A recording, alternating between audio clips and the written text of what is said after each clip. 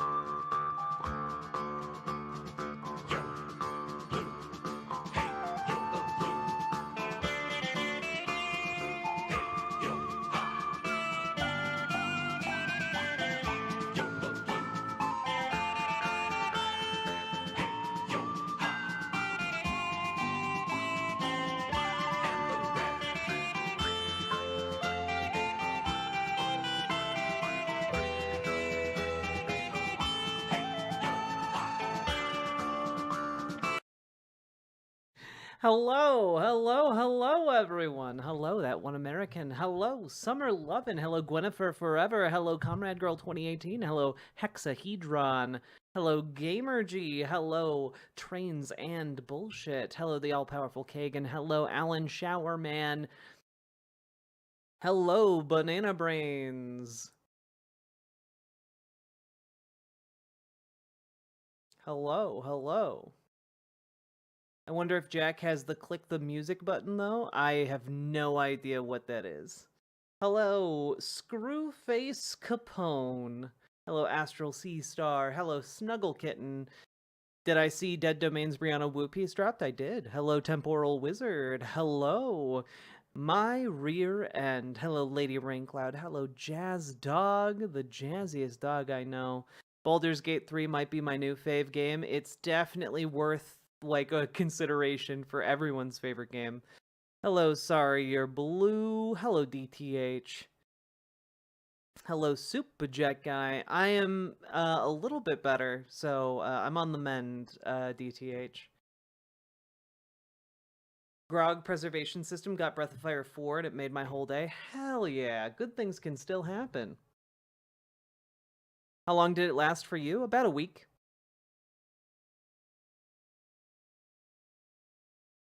Hello, Bastion.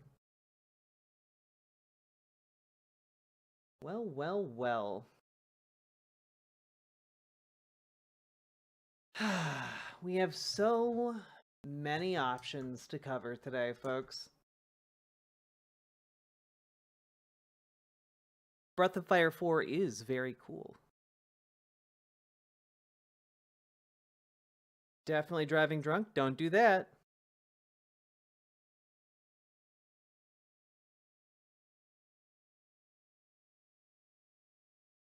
Hello, hello.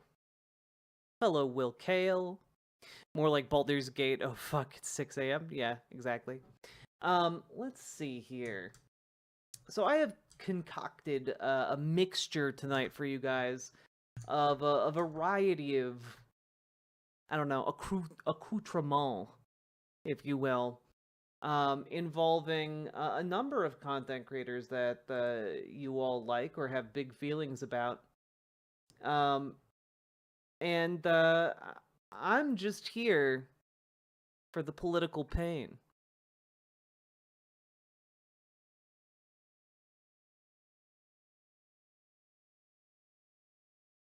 Keep forgetting about live chat. I also keep forgetting about live chat. That's my bad, though. Switching on over. It's super late. I won't be able to catch the streams live anymore because I got a new job on day shift. I'm sorry to hear that, DTH. That being said, I am going to try to be a lot earlier than 1:30 in the morning. But Jack, are people aroused? I was earlier today. What's happening? Hope y'all are good. Yeah, we good. Which slice of hell shall we talk about first? Good question, to be honest. I do have a few ideas.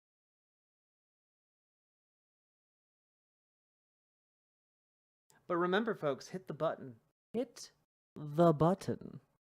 The follow button, the subscribe button, the like button. Hey, Polaire. What happened today? You know, today, I don't know that we're going to be covering news. The news is mostly bad, except for Breath of Fire 4, which is mostly good. However,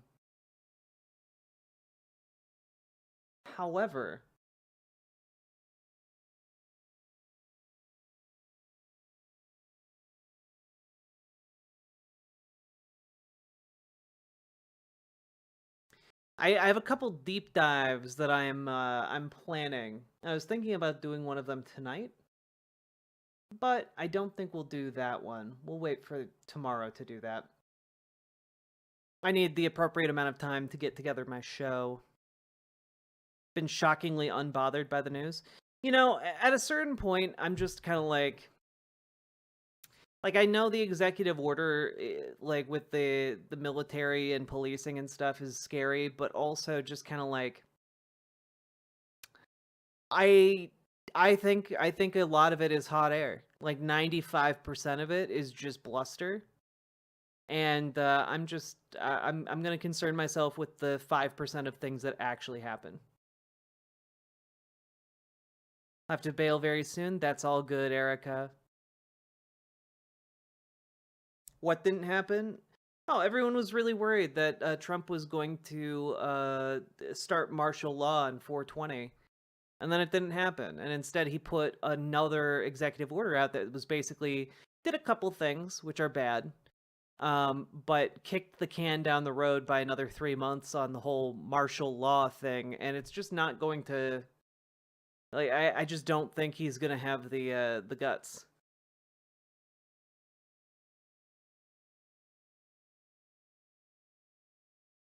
The EOs are a bunch of virtue signaling. Well, I've said it before, like, the executive orders are essentially his new version of Twitter. You know, like, he's Twitter posting. People on Truth Social don't really pay attention to him like they used to, and so now he's just turned to a new social media platform called Executive Orders.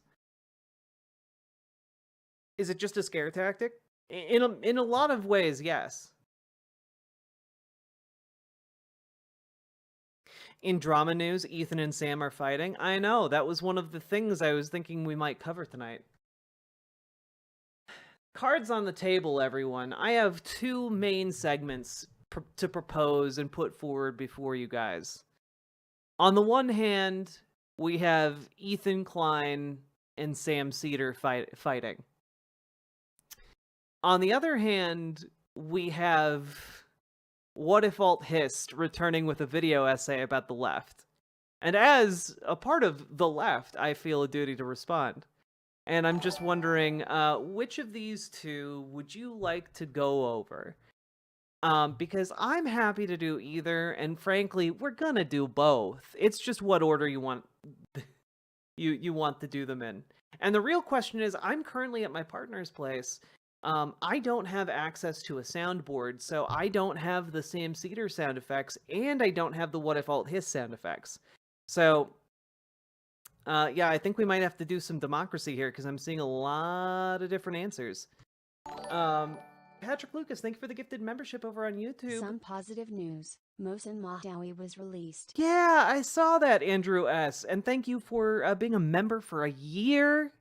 Thank you so goddamn much. I think you might be one of the first people in YouTube chat to have actually unlocked the progress flag heart for long-term memberships. You're one of the OGs on YouTube. A bribe for What If Alt Hist. I need to listen to insanity. Well, I gotta say, the bribes do carry a lot more weight than votes. This is after all a post Citizens United world. Thank you for the $15 dono, Simric.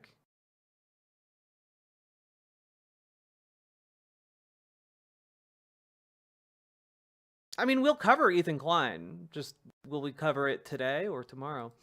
All right, so here's what I'm going to do, because Simric donated $15 dues. I'm gonna say that's 3 additional votes for What If Alt Hist, and we're gonna do some democracy. And I'm gonna add 3 votes to the total.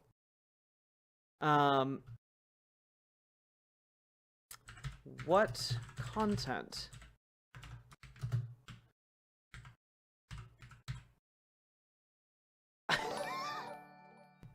Damn.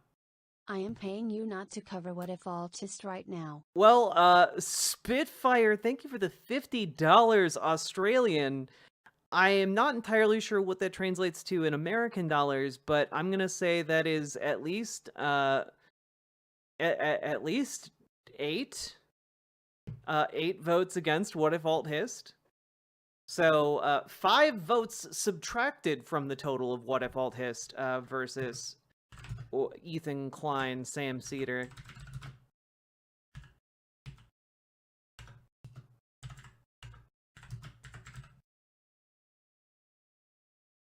Oh, it's 6. Okay.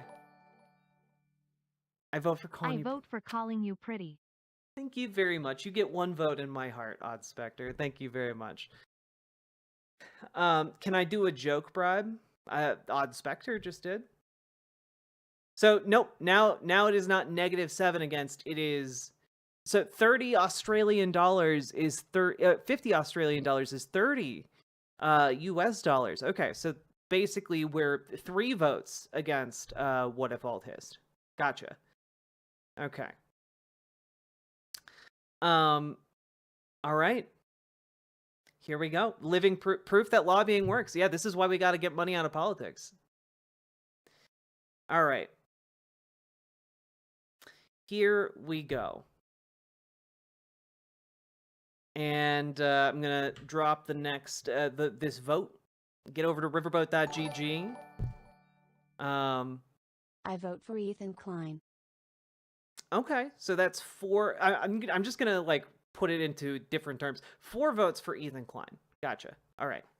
5, 4, 3, 2, gotta lead by example. Yeah, I'm gonna get money out of politics first.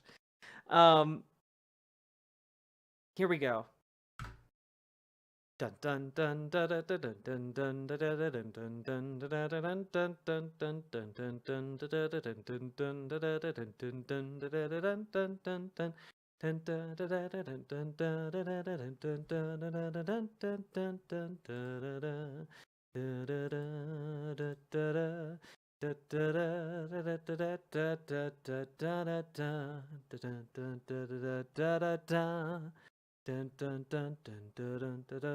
dun, dun. Which is which?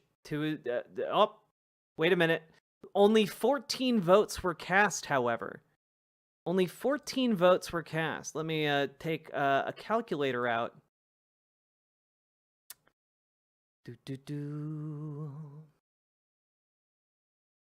The people want brain rot.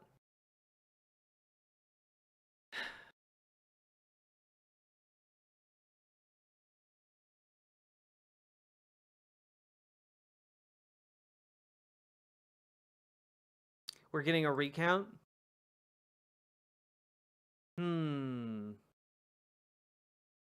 Let's see. Look, I've watched Sam versus Ethan 3 times already. Can we do a poll? Wait a minute. I recently learned how to do a poll in YouTube chat. Wait, I have to use my new skills. Start a poll. Oh shit. Okay. What content? I want to try this out.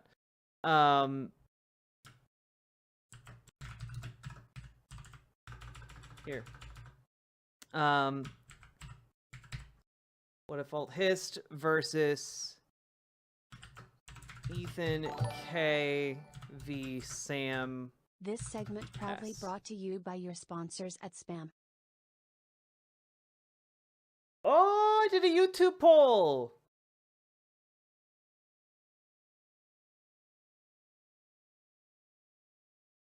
I don't. Why it got really. Oh wait, there we go. I can make it big. Does it automatically end? Also, Patrick Lucas, thank you for being a member for the past 10 months. Okay. Very, very interesting results. 30 votes over in YouTube. A lot more participation than site chat. Surprising. Disappointing. Wait, I have to end it? Oh. Hello, Freedom Evie. I can run Twitch poll. I guess Twitch will be the deal breaker. All right. Yeah, run the poll on Twitch. I guess Twitch has the deciding ballots.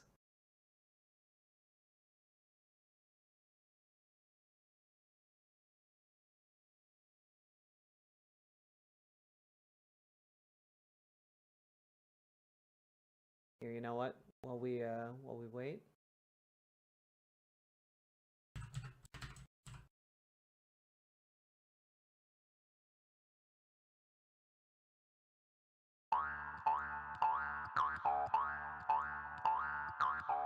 This is fun. I agree. Freedom Evie! Yes. Thank you for the 11 months you've spent here. Appreciate it.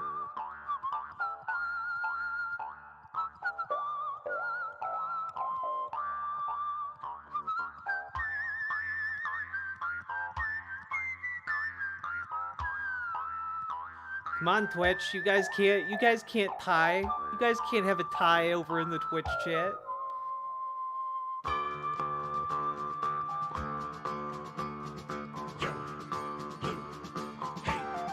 Hey, Sam and Moose.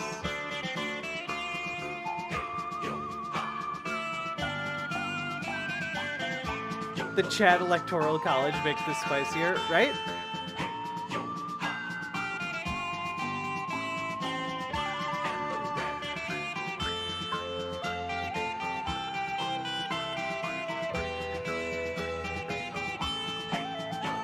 Come on, Twitch.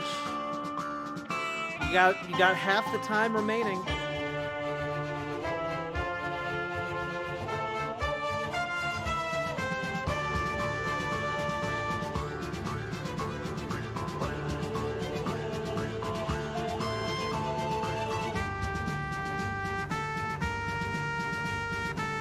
Chat, get your votes in.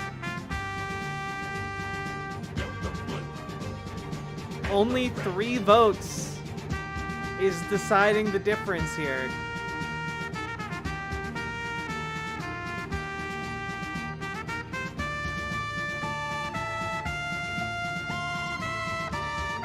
Only 2 votes between the options. What if Alt Hist or Sam versus Ethan? 2 votes.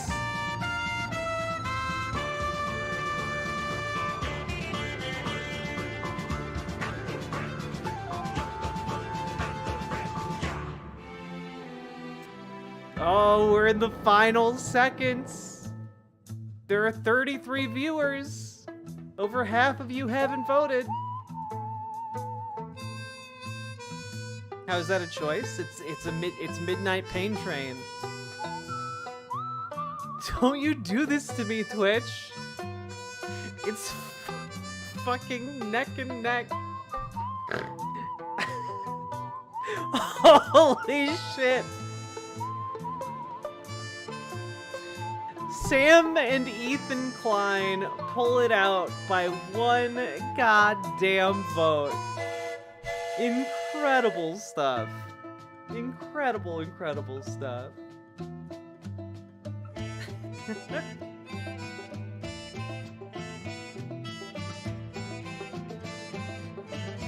Stop the steal!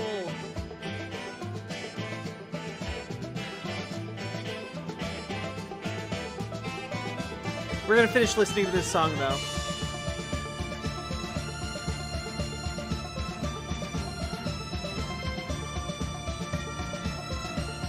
Oh, I saw you, I saw your comment, Ace Hood. Don't worry.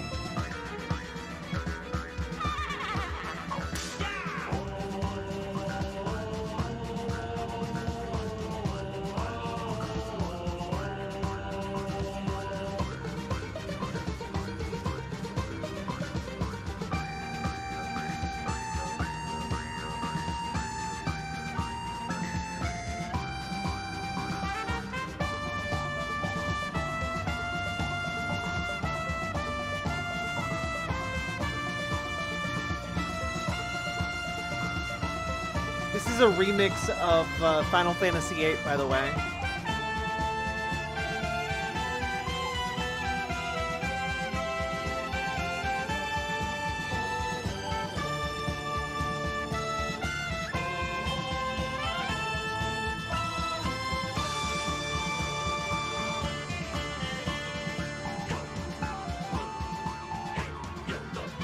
God, I love spaghetti western music.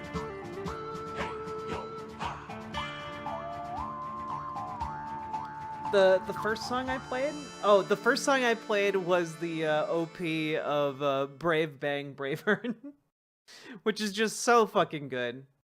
Just Google OP Bang Brave Bravern, or Brave Bang Bravern. There you go.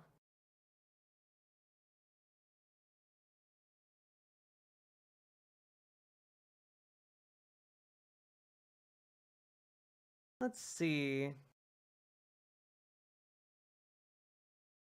Why is there a cartoon kangaroo in the music? Why do anything? Can we watch? Yeah, well, Alan Smith, we're going to do both segments. It's just a matter of which we're going to do tonight.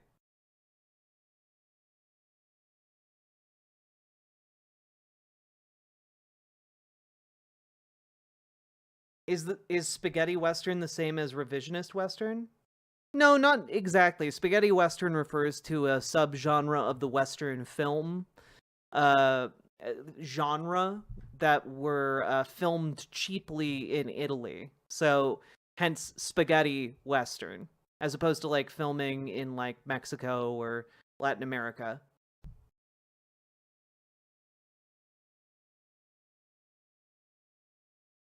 And like because a lot of the production was done in Italy, there were a lot of different artistic decisions made in spaghetti westerns. And so specifically you get the rise of like spaghetti western music, which was highly influenced by Ennio Morricone, one of literally the greatest composers of all time.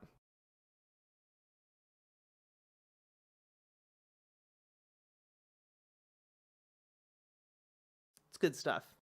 If you haven't checked it out, again, Man with No Name trilogy, so fucking good. And also Once Upon a Time in the West. Once you guys have got me on my rabbit hole, okay? Once Upon a Time in the West has one of the best villain introductions of all time. Just like of all time. Like it's not even close. Like I know people give like Darth Vader in Star Wars like a top tier like, you know, villain intro, but like god damn. Once Upon a Time in the West is so fucking good. You know, just in case you guys don't know what I'm talking about.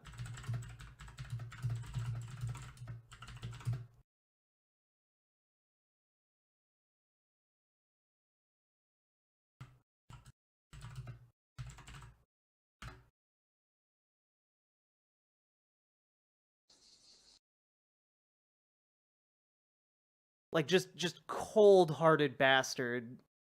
This is a 10 out of 10. Have I been watching Andor? No. I'm gonna get some fresh water from the well.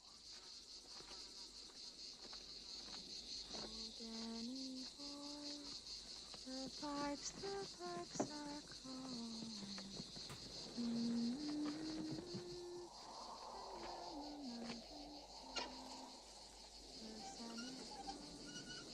And all the roses fall.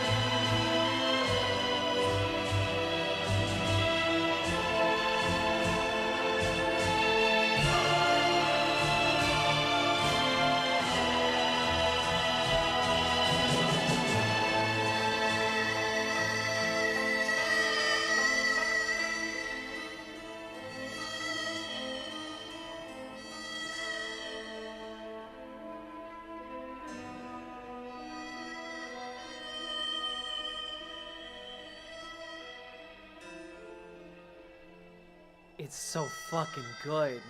What are we gonna do with this one, Frank?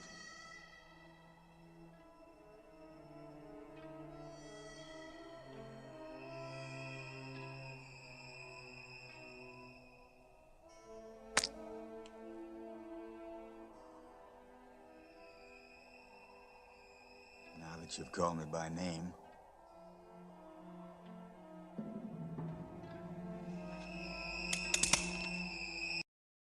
Anyway, you can surmise the outcome of this scene from that. What is the instrument that goes wow wow wow? That's a harmonica. One of the fucking coldest villain introductions in all of cinema. Like top 10. Just annihilates an entire goddamn family and then materializes out of out of just the wilderness of the desert. Just and like the worst part and like the most incredible part is that pan around shot where you then see his face and his eyes, and like you like see his eyes and you see that he is a human being, you know, like, and that makes it so much more monstrous, you know, like just annihilated, you know, an entire family, and you have no idea who this guy is, why he did any of this. It just happens out of nowhere. And like at this point you're probably about like 30 minutes or so into the movie, and it is jaw-dropping. It's one of like the greatest villain introductions of all time. I'm a beg for the opening scene. I feel like I can't show the opening scene because it's so long, but like you guys should go watch Once Upon a Time in the West. Like the opening scene I think is like 15 minutes by itself, and it's so fucking good.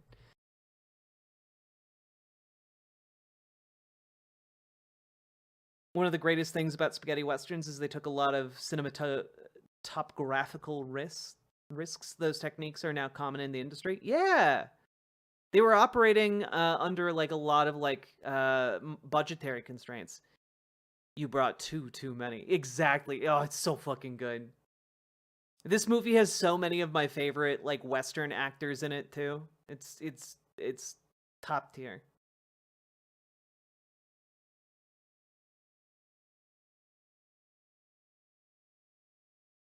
Whew. Hey, Cam Stas. Western watch along would go hard. Maybe we'll do it in the Discord sometime soon. I have this movie. It's one of my favorites. Jane Fonda's dad is in it. Yeah, that's true. What movie? Once Upon a Time in the West.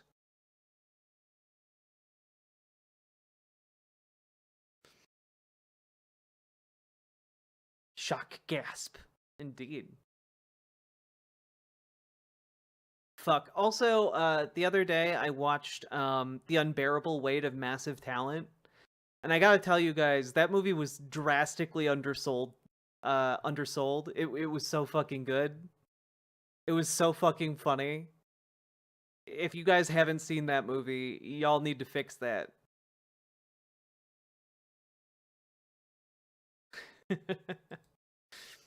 um Nicolas Cage plays himself in the movie, and he goes and becomes BFFs with Pedro Pascal. It's so fucking good.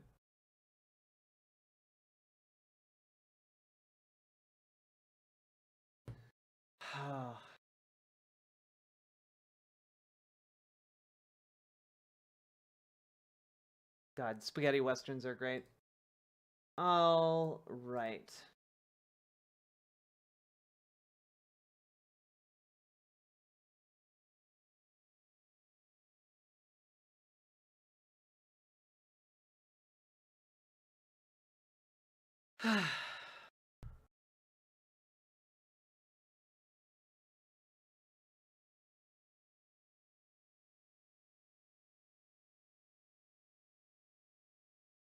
Oh yeah, a lot of these westerns are misogynistic as fuck.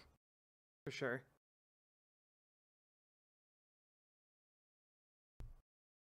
Big Trouble in Little China was initially supposed to be a Western. That's interesting. I don't know how it would have worked as a Western. All right, folks. If you're enjoying the stream, hit that follow button, hit that subscribe button, hit the like button. Consider dropping those subs, donos, memberships, super chats, etc. So we're about to jump into the Pain Train. Thoughts on Red Dead Redemption 2? Haven't played it. Played the first one, tried playing the second one. My computer got mad at it. Stopped playing it. We'll go back to it someday. What? Yeah. I said what I said.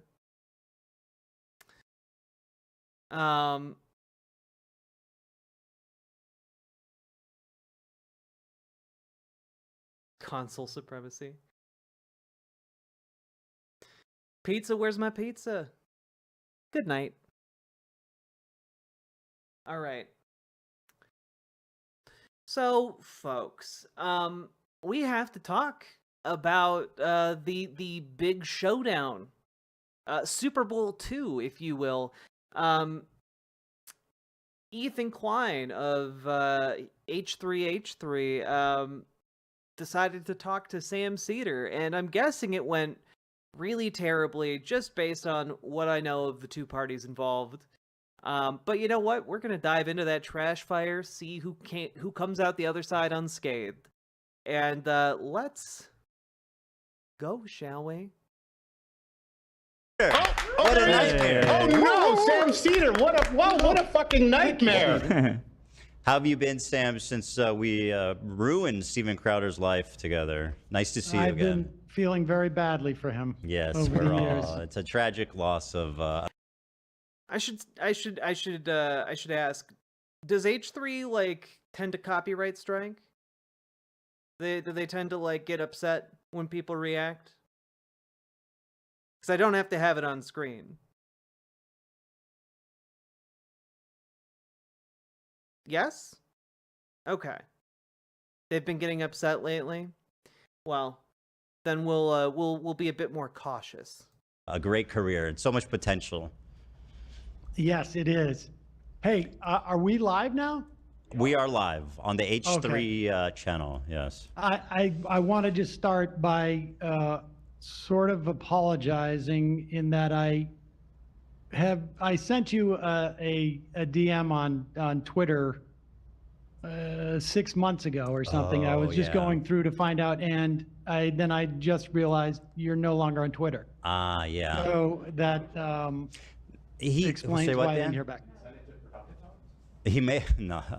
Yeah, I didn't see it. I wish I would have, but honestly, I don't know what to do, because like I want to get off Twitter, but also it's kind of a pain because Twitter is the way that like I would reach out and speak to most people. But I also don't want to be on a platform that's like owned and perpetuates basically like Nazi shit. So yeah, this was yes, That domain I streamed it understand earlier? that. Yeah, but I just wanted you to know I did reach out, and it was on me not to realize that. I just assumed you didn't want to respond, but okay, well, me. That's nice to know that you reached out. I appreciate that. And Here, you know what? Let's do some maximalism, okay? I'm gonna play some Vampire Survivors while we listen.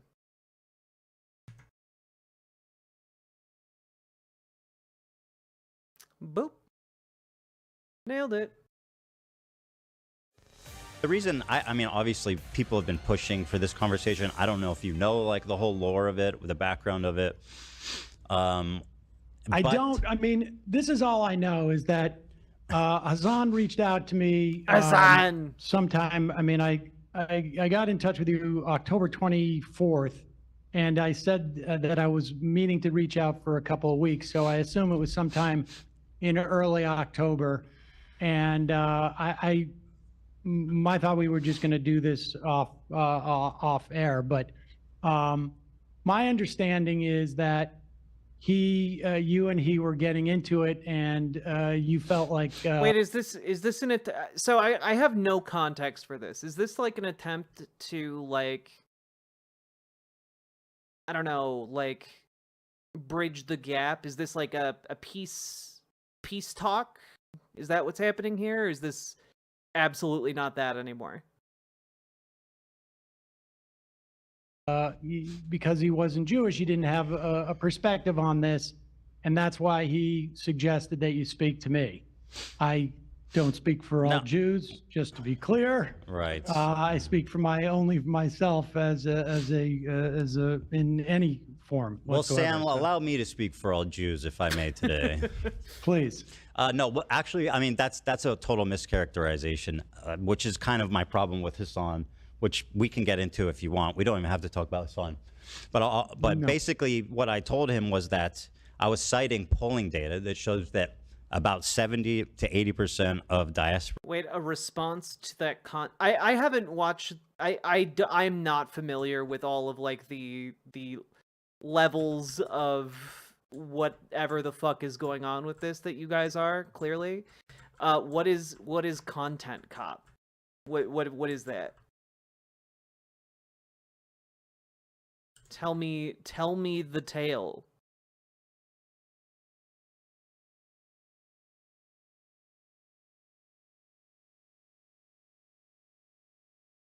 From what I can tell, Ethan wanted Sam to take his side against Hassan and Ethan's critics.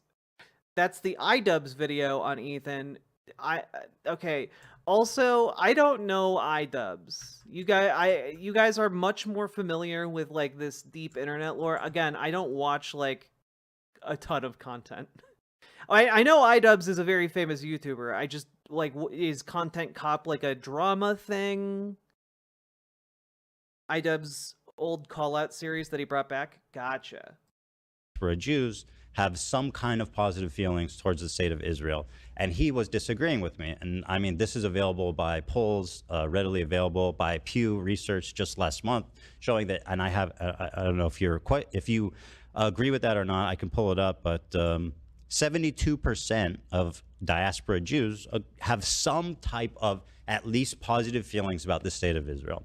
I was stating that fact to him, and he was saying that I was wrong. And I said, "Who are you to talk about this?" I did not say that I only listen to Jewish people, which is a little bit of presumptuous and a little insane. No, I don't think that's not what I took him to say. But yeah, I mean, Hassan is that's irrelevant to me. Yeah. I mean, I think that I haven't seen that poll. I've seen ones that have said that they have a connection.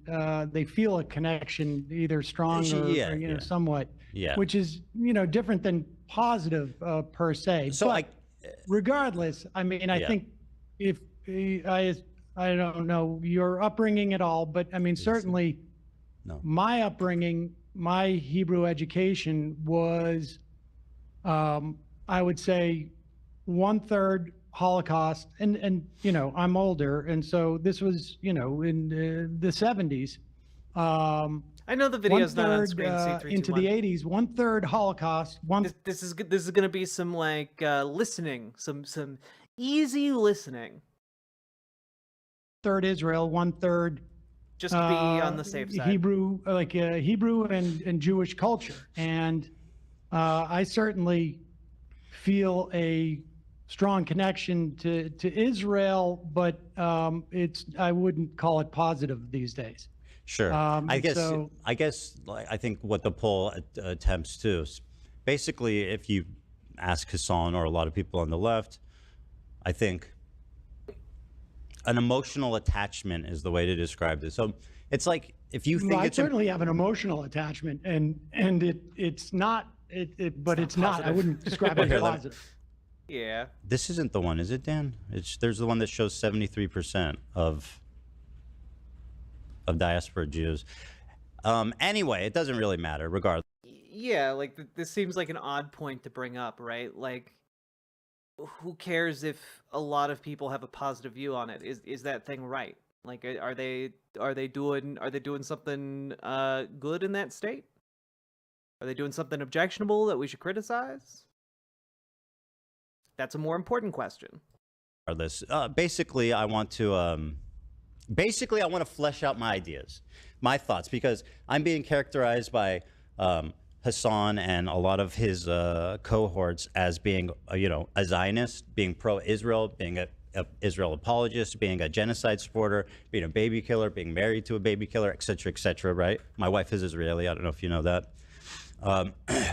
So basically, I would like to just take the opportunity to explain my ideas, what I think about Israel, and you can tell me what you think, because apparently I will only listen to other Jewish people. So finally, I can speak to someone whose opinion matters to me. So thank you, as the official sanctioned Jewish man, Sam Seder, everybody. 100% Ashkenazi? You ever taken one of those? I haven't, but I'm quite sure I have some Sephardic Jewish ancestry too. So I would a mix. That's good. Vilnius and Hungary, I think. Good for you. I think that's always a good thing. My friend, I'm 99.3%. So that's my. All right, that's where my authority comes from. I'll take your word for it.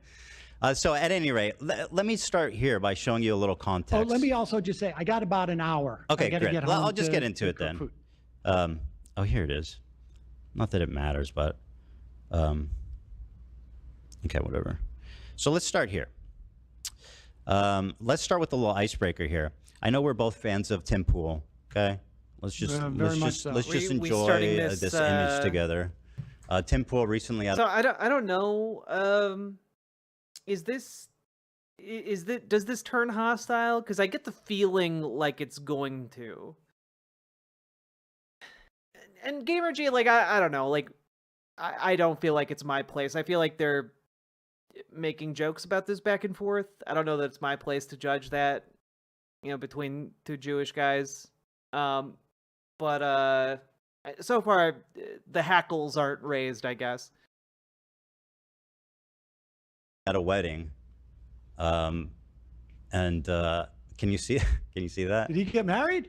Well, I think he's attending a wedding. Okay. And he's very formally dressed, except he appears to be wearing a beanie. I'm aware of his beanie attachment. Okay, but it's his formal beanie, chat. It's his Tim Pool has his everyday beanie and his formal beanie. Okay.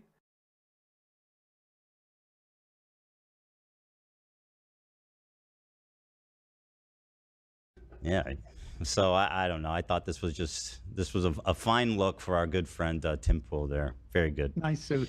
Yeah. So well, let me ask you this: what have you kind of like heard about me? Because I mean, I know that your colleagues have an opinion. I got to be honest with you. I have not heard much. I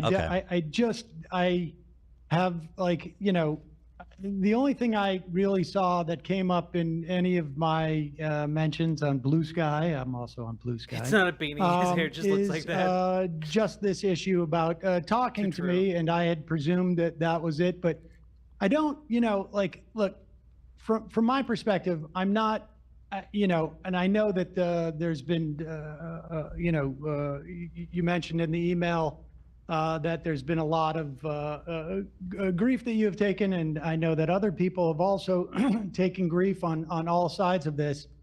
And the personal aspects of this. The big question is Tim Pool going to wear a wedding beanie, like as opposed to as opposed to like a formal beanie? Like when he gets married, is he going to wear the beanie at his fucking wedding? That's my big question. And I don't believe that people. I don't actively attempt to deplatform people. I don't think people should do that. I don't think people should be swatted, or tried to be fired, or whatever, or have CPS sicked on them, or any of that. I mean, I just don't think that's appropriate. I mean, I'm more interested in talking about my relationship to Zionism and my perspective on what Israel is doing, and what is happening in Gaza. And so I totally agree. Let's just talk about the facts. Let me start by showing you this clip. So I've been actually talking about my feelings on the Israel-Gaza Palestinian dispute situation for a long time. I lived in Israel for 5 years as well when I was with my wife early on. Here's my position right after October 7th. And you can tell me if you have any, if you have any comments on any of my positions here. But this was posted on, this was from our episode a few days after October 7th. Yeah. Liars and bad faith weirdos. So here's what I'll say about Israel, okay? Listen, this isn't the first time I've said it, and I'll say it many more times. The cabinet is run by genocidal maniacs, okay? They're led by Netanyahu, who should resign in disgrace and go to prison for being a war criminal, okay? He's made a coalition of the most radically conservative freaks that don't represent, by the way, the majority of Israelis. And they're hell-bent on genocide, frankly, overtly. They've committed tons of war crimes in Gaza, including the killing of children, obviously, because Gaza is one of the most densely populated places. I mean, so far this is fine. So far this is fine. Again, I'm waiting for this to get bad, and I'm waiting for the but. In the world, 50% of the residents are under 18. So when you bomb a building, the chances that you're killing children is pretty much 100%. Okay? It's fucking barbaric. It's unacceptable. It's disgusting. I've seen videos, you know, I saw videos of Palestinian dads holding his dead 5-year-old daughter. I mean, I don't need to watch this part because it just gets a little too emotional. But I mean, so that was my take right after October 7th. And obviously that was coming off the end of me being I'm an Israeli citizen. The morning of October 7th, me and my wife were up at 3 a.m. as families were calling into news stations from their safe houses, people being burned alive with their families being murdered while on the phone with news. So coming off of that emotional shock, right? Was this was my reaction. Now, I don't know if there's something Zionist or pro-Israel I said there, but maybe I don't understand. I mean, I think much of what you said was true. I'm not sure, frankly, if what we've seen Israel do in terms of Gaza is not broadly supported in Israel. I'm not seeing the body politic. I mean, I was doing a lot of interviews with Israeli reporters earlier in 2023 about the protests against what Netanyahu was doing with the judiciary. And there was a question as to whether the real wild shit with this interview is when Ethan pulls a Sam Seder out of the Bizarro timeline and Sam needs to fight his final boss himself in an argument to the death. Did you take that? That sounds weirdly specific. Did you I don't know, is that from something? Is that the plot of a video game that I'm just not aware of?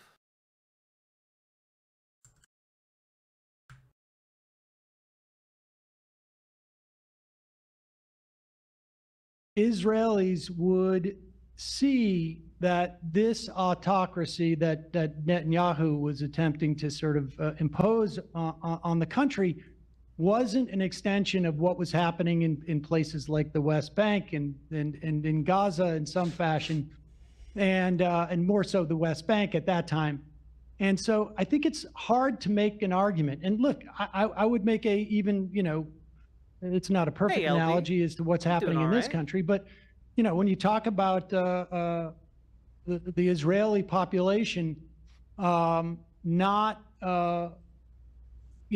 having a problem with what's going on in Gaza, I don't see a lot of evidence of that. There's certainly, I would imagine, a percentage of Israelis, and I know some of them who think that Israel should stop its assault there. But I don't think I don't see a lot of evidence that a year and a half later, after you said those things, that this is not the character of the vast majority of Israeli society. I mean, I'm not necessarily convinced that they are as aware. I mean, I've talked to people who have reported in the West Bank, and they said they would go from the West Bank into Israel, and the lack of awareness of what was happening in the West Bank by Israelis was shocking to them.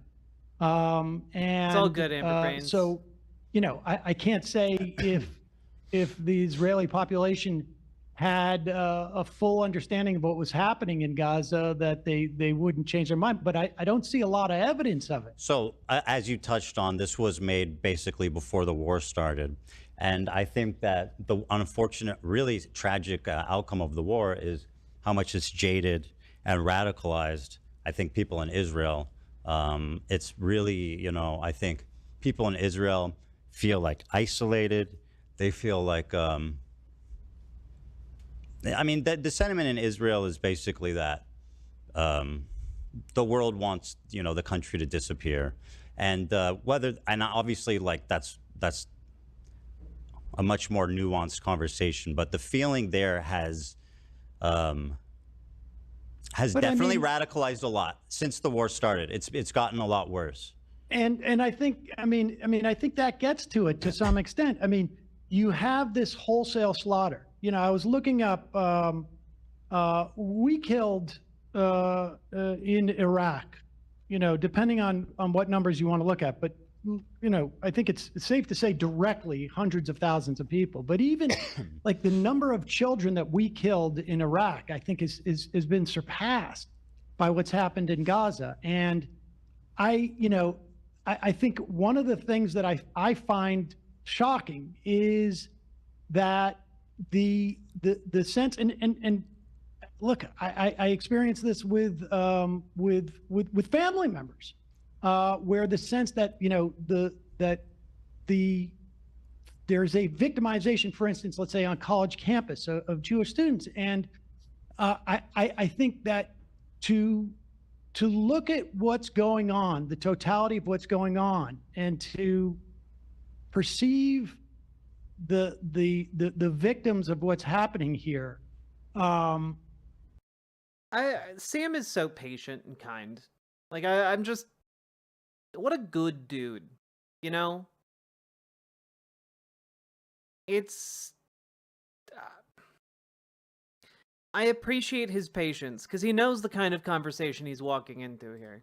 To be the Israeli citizenry or, you know, Jews in this country, I think it just blows my mind. I mean, well, two people can care about two things at once. Why should people? Oh, absolutely. Absolutely. People who are uninvolved in the war, if they're being like victimized in a separate situation because of their Jewish identity, that's a problem, don't you think? Oh, I do, but you can care about two things. You can't be like, oh, these people are ridiculous for caring about anti-Semitism on college campuses because the war's happening. I mean, you know, both we can care about two things. 100%. And obviously, one is way worse, right? One is way worse. But that's the point. I mean, one is way worse than what's happening in Gaza. But who should tolerate being discriminated against based on their identity? You know what I mean? Like, of course, who wouldn't react to that? I don't think that people are. I don't think that people are being victimized. I mean, certainly, listen, anti-Semitism is real. It was real when I was a kid. There was many times I had pennies thrown at me growing up and playing basketball. I mean, there was a lot of. I've experienced anti-Semitism, but you know, I would put it in the context of like. You know, like, that's another thing that I think doesn't get talked about a lot with Sam. Like, I appreciate that he's open about his experiences of anti-Semitism, because genuinely I feel like this is one of those under talked about issues in America. And like, not in like the sense that like Zionist apologists will use that, but in the sense of like, yeah, there is a lot of anti-Semitism in the United States, primarily from conservative folks, but there's also like elements of anti-Semitism on the left as well. And it's just, I hate how it has been weaponized.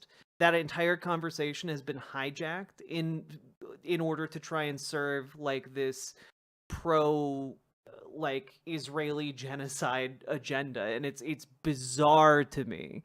Like, the state of Israel is engaging in a genocide. There's not really a debate about that at all. And the fact that anti-Semitism is used as a cover for that, I find particularly abhorrent. And in a way that I find difficult to put into words. So I appreciate Sam like coming out and having a frank discussion about this in a way that I think like a lot of people like myself, I can say similar things, but like it doesn't come from that point of lived experience that I think lends credence to when Sam says it, you know? You're a parent, I'm a parent.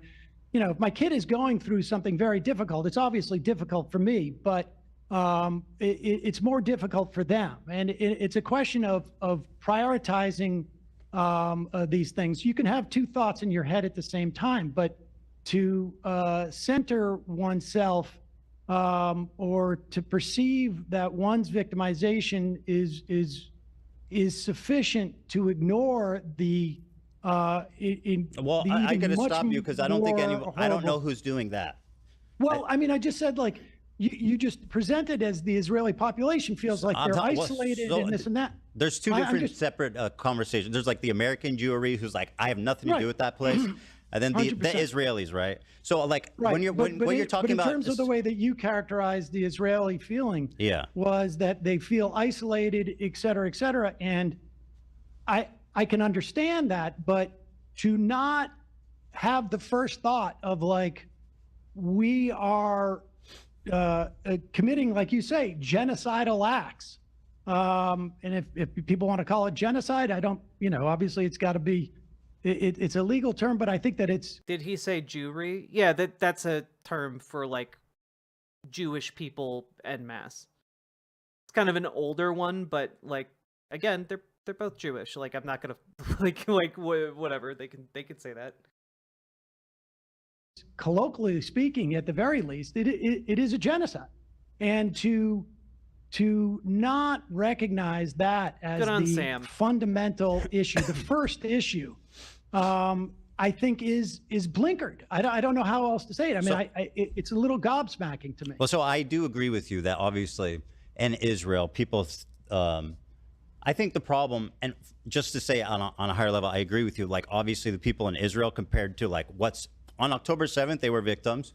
After everything that's happened, obviously whatever they've suffered pales in comparison to the mass destruction and like wanton death of civilians in Gaza and what's happening in the West Bank too. Lots of awful stuff. That being said, I think the problem with Israel, just to try to explain what's happening there, because I do agree with you, is just like the media apparatus and the feeling that they have there. It's like there's not a lot of space emotionally and like even the information that they're consuming, I think that would allow them to have that kind of like self-realization. And like you said, a lot of Israelis don't know what's happening there necessarily. Are some. There's some, yeah, of course Haaretz, there's some. We what was it in the fall? You had the publisher of Haaretz, speaking out about what was going on there. And the paper was essentially, a cutout, or there was an attempt by the government to basically shut them down on to some extent. So what's your explanation why Israelis don't care? It's not that they're evil, right? Well, I think, look, there's I'm sure that there is a mass, sort of like a failure to deal with trauma. I think some of it is, frankly, is racism. And I think, how can you explain, how can I explain how I just watched a clip of people at a Trump rally chanting USA, USA, to watching a video of people being, taken into that prison in El Salvador and having their heads shaved. I don't know how I can explain that. So I don't know how I could explain how the Israelis are able to the extent that they can see what's going on in Gaza, have that reaction. But I know that it's wrong. And I think, some of it undoubtedly is a racism. Some of it is, maybe some type of mass failure to deal with trauma. I mean, I don't know all those things. I think, part of it, I think there's some of the makeup of, immigrants to Israel over the past several decades.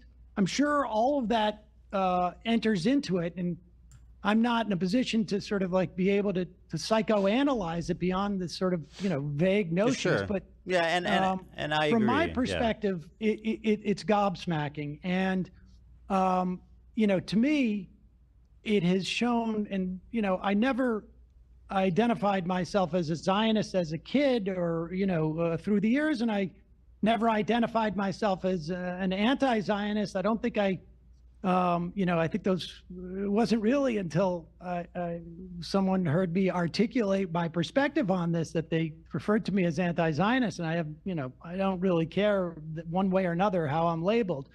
But to me, it shows a failure of that system of government. What's the game called? That Israel Vampire has. Survivors. And it has failed both from a perspective of, what I think some people had as a notion of Zionism in the 19th century.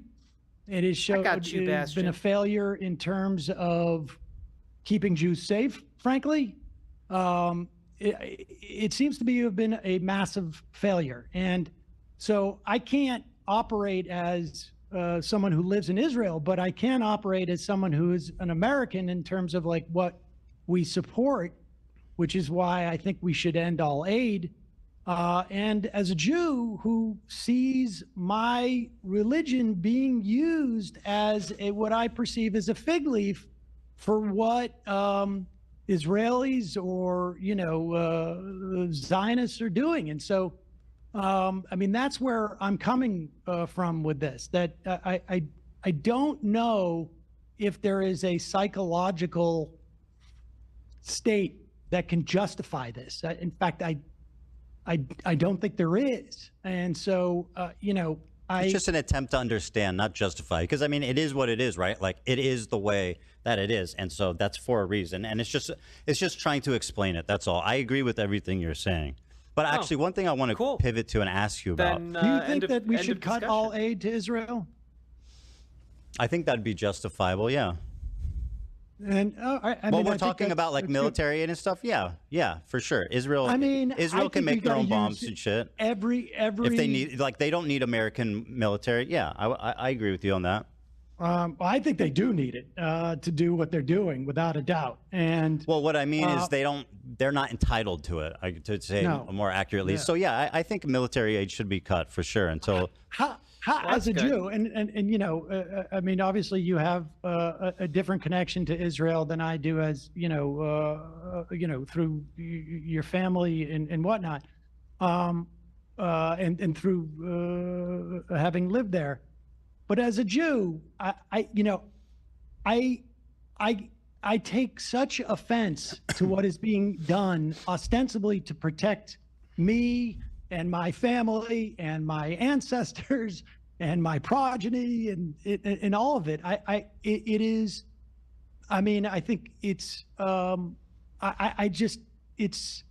I think the conflation of Zionism and Judaism is both not keeping Jews safe and is wrong at its core. And we can see what it's even doing in the context of this country, the way that it's enabled Trump and to attack universities and to attack law firms and whatever.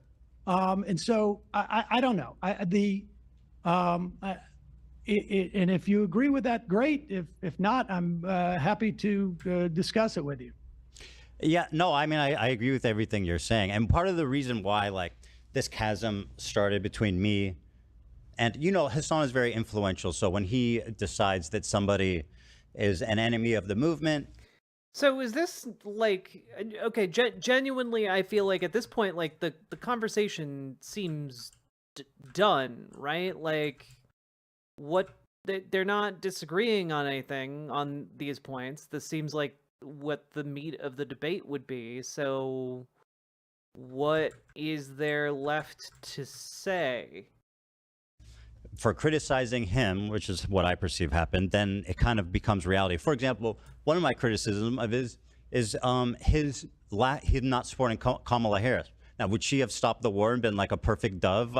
I don't know, but I know she would have been better than Trump. I know that for sure. Trump's posting like this insane Riviera, Gaza, the Riviera with Trump hotels. I mean, that's and like he's sending the 20-pound bombs. He's telling Netanyahu, you have a blank check to do whatever you want. Now, like, it just came out that Biden didn't, did nothing to. I mean, listen, I think. Well, I'm talking about Kamala.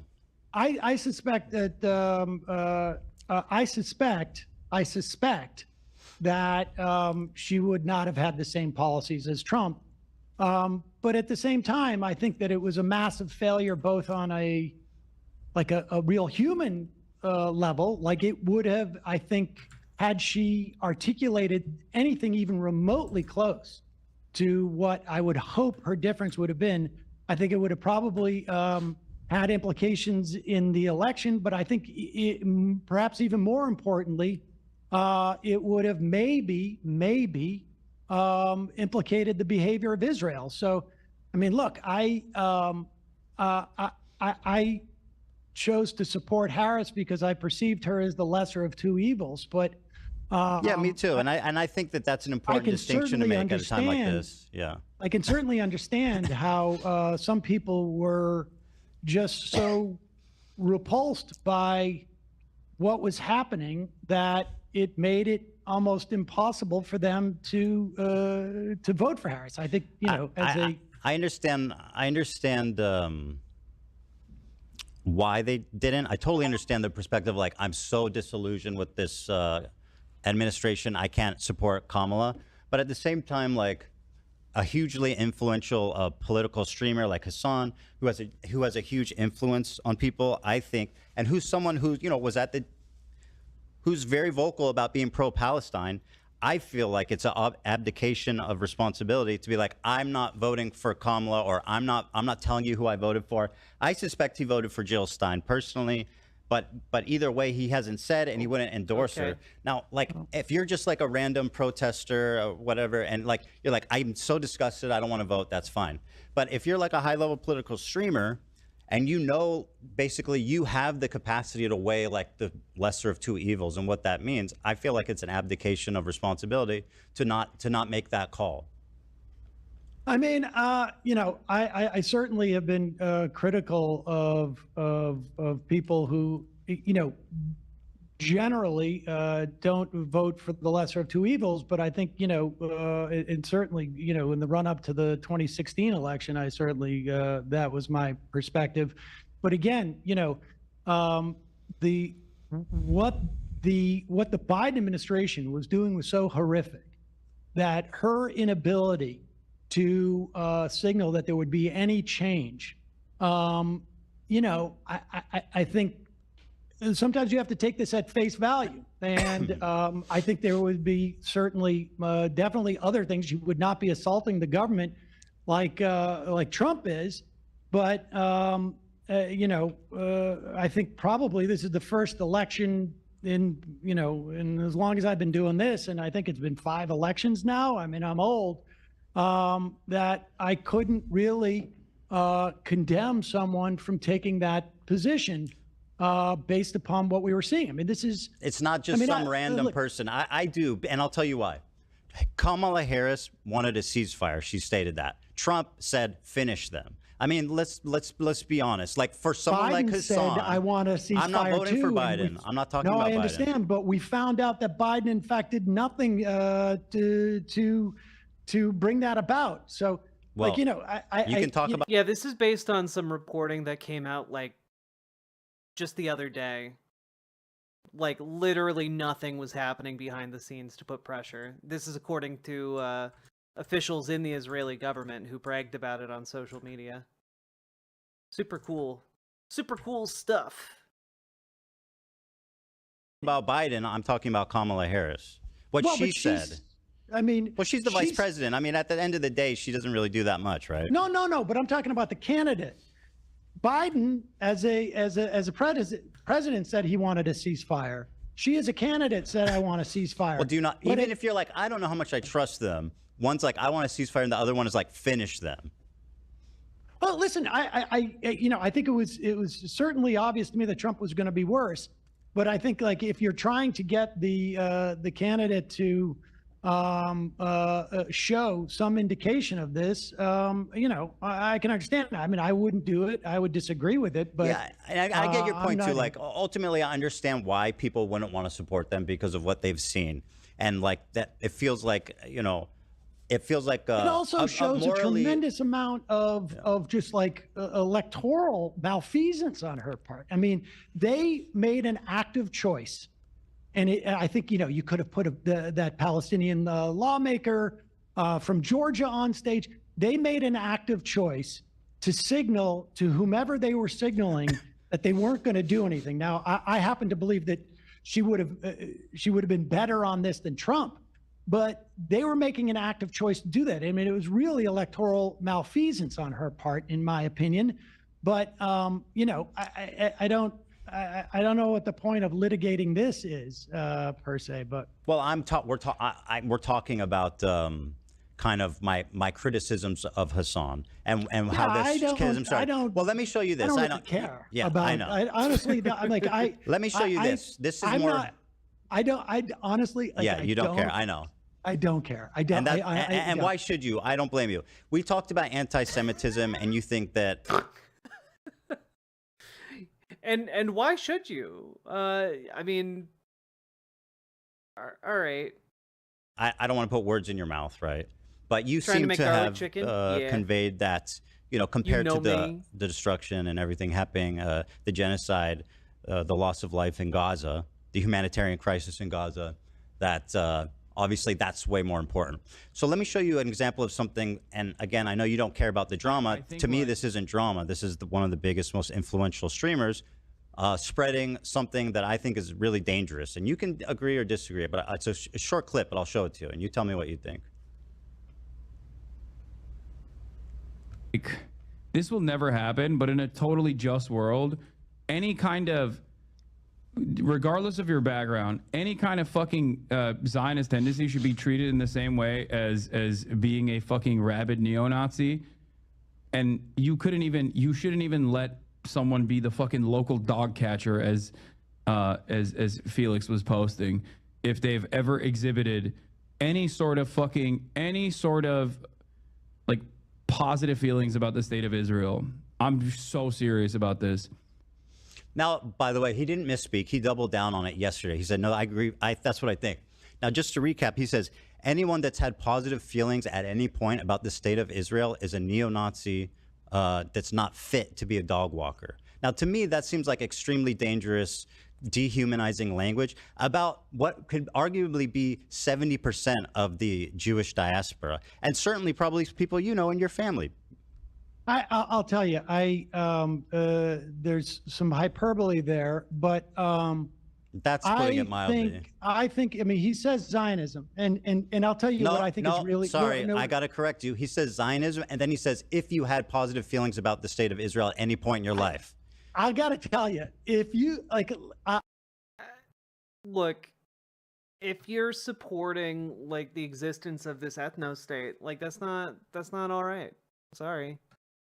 Like I do think the idea that this conversation gets bogged down in like, oh, but does it have a right to exist? Like no nation state has a right to exist. Like that's not how nation states work. Like nation states derive from their power to enforce their existence, right? Like that's what a state is. And so like when we're talking about that, like I don't know, seems kind of like if we have to look at like what the actual state is doing, right? What are its actual merits? And when we look at what it's doing, it's doing an ethnic cleansing, and that's not really great, is it? if you look at what's happening right now, and you have positive feelings about Israel, he said at any point in your life, Sam. Just to be clear, about what he said.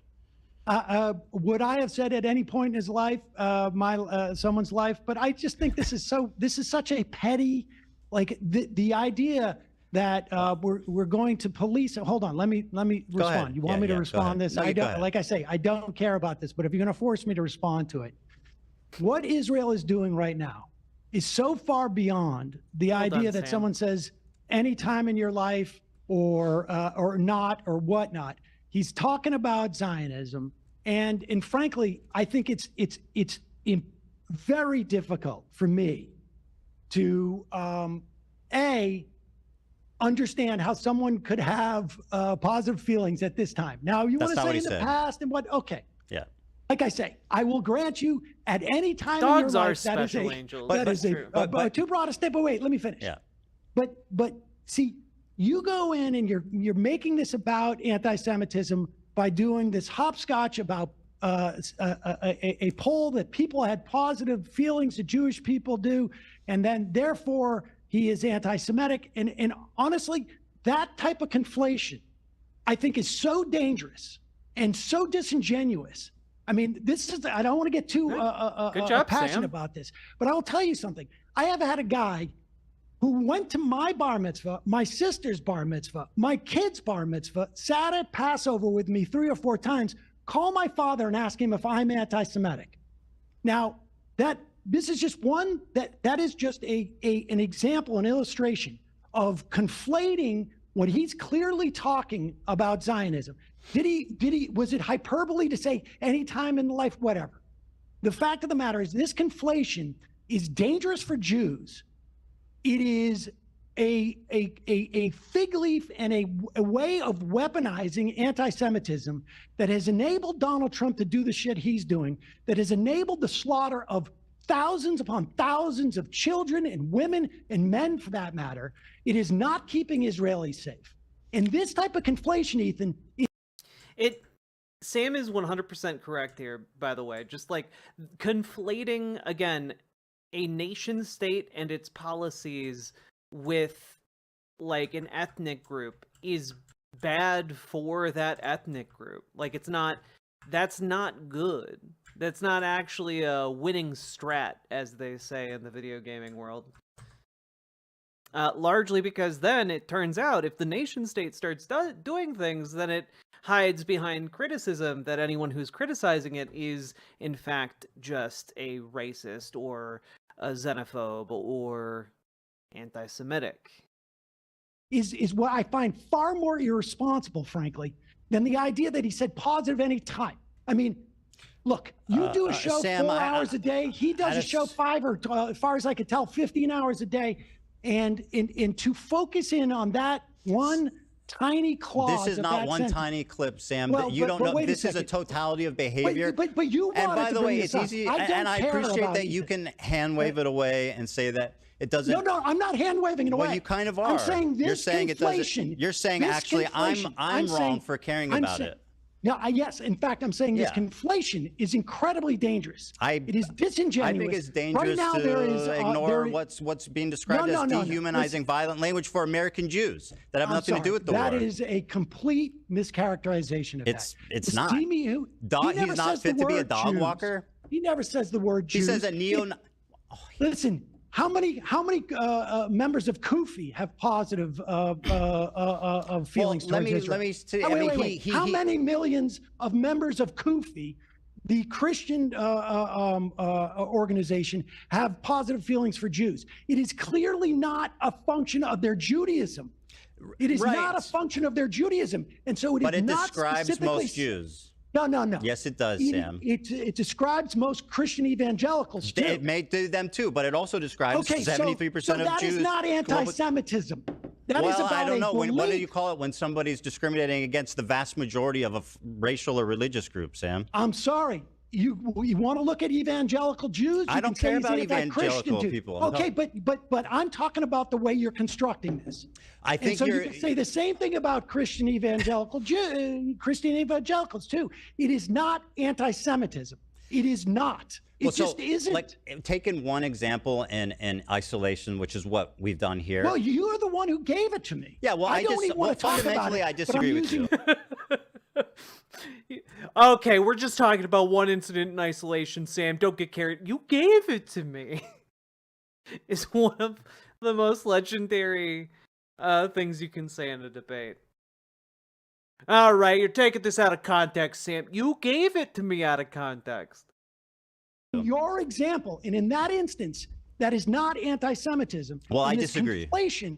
Okay, well, that's our disagreement. Yeah. But I think that conflation is incredibly dangerous. Well, I disagree as well. For Jews, I think it's dangerous for this society. I think, frankly, I think it's dangerous to what I perceive as hand waving what is happening here. I know you said you aren't doing I'm that. I'm not hand waving. You're doing the opposite. You're endorsing decades of thought about this. So right, sure. But the point is, you're saying that this is not dangerous. How dare you care about? Yeah. Right, sure.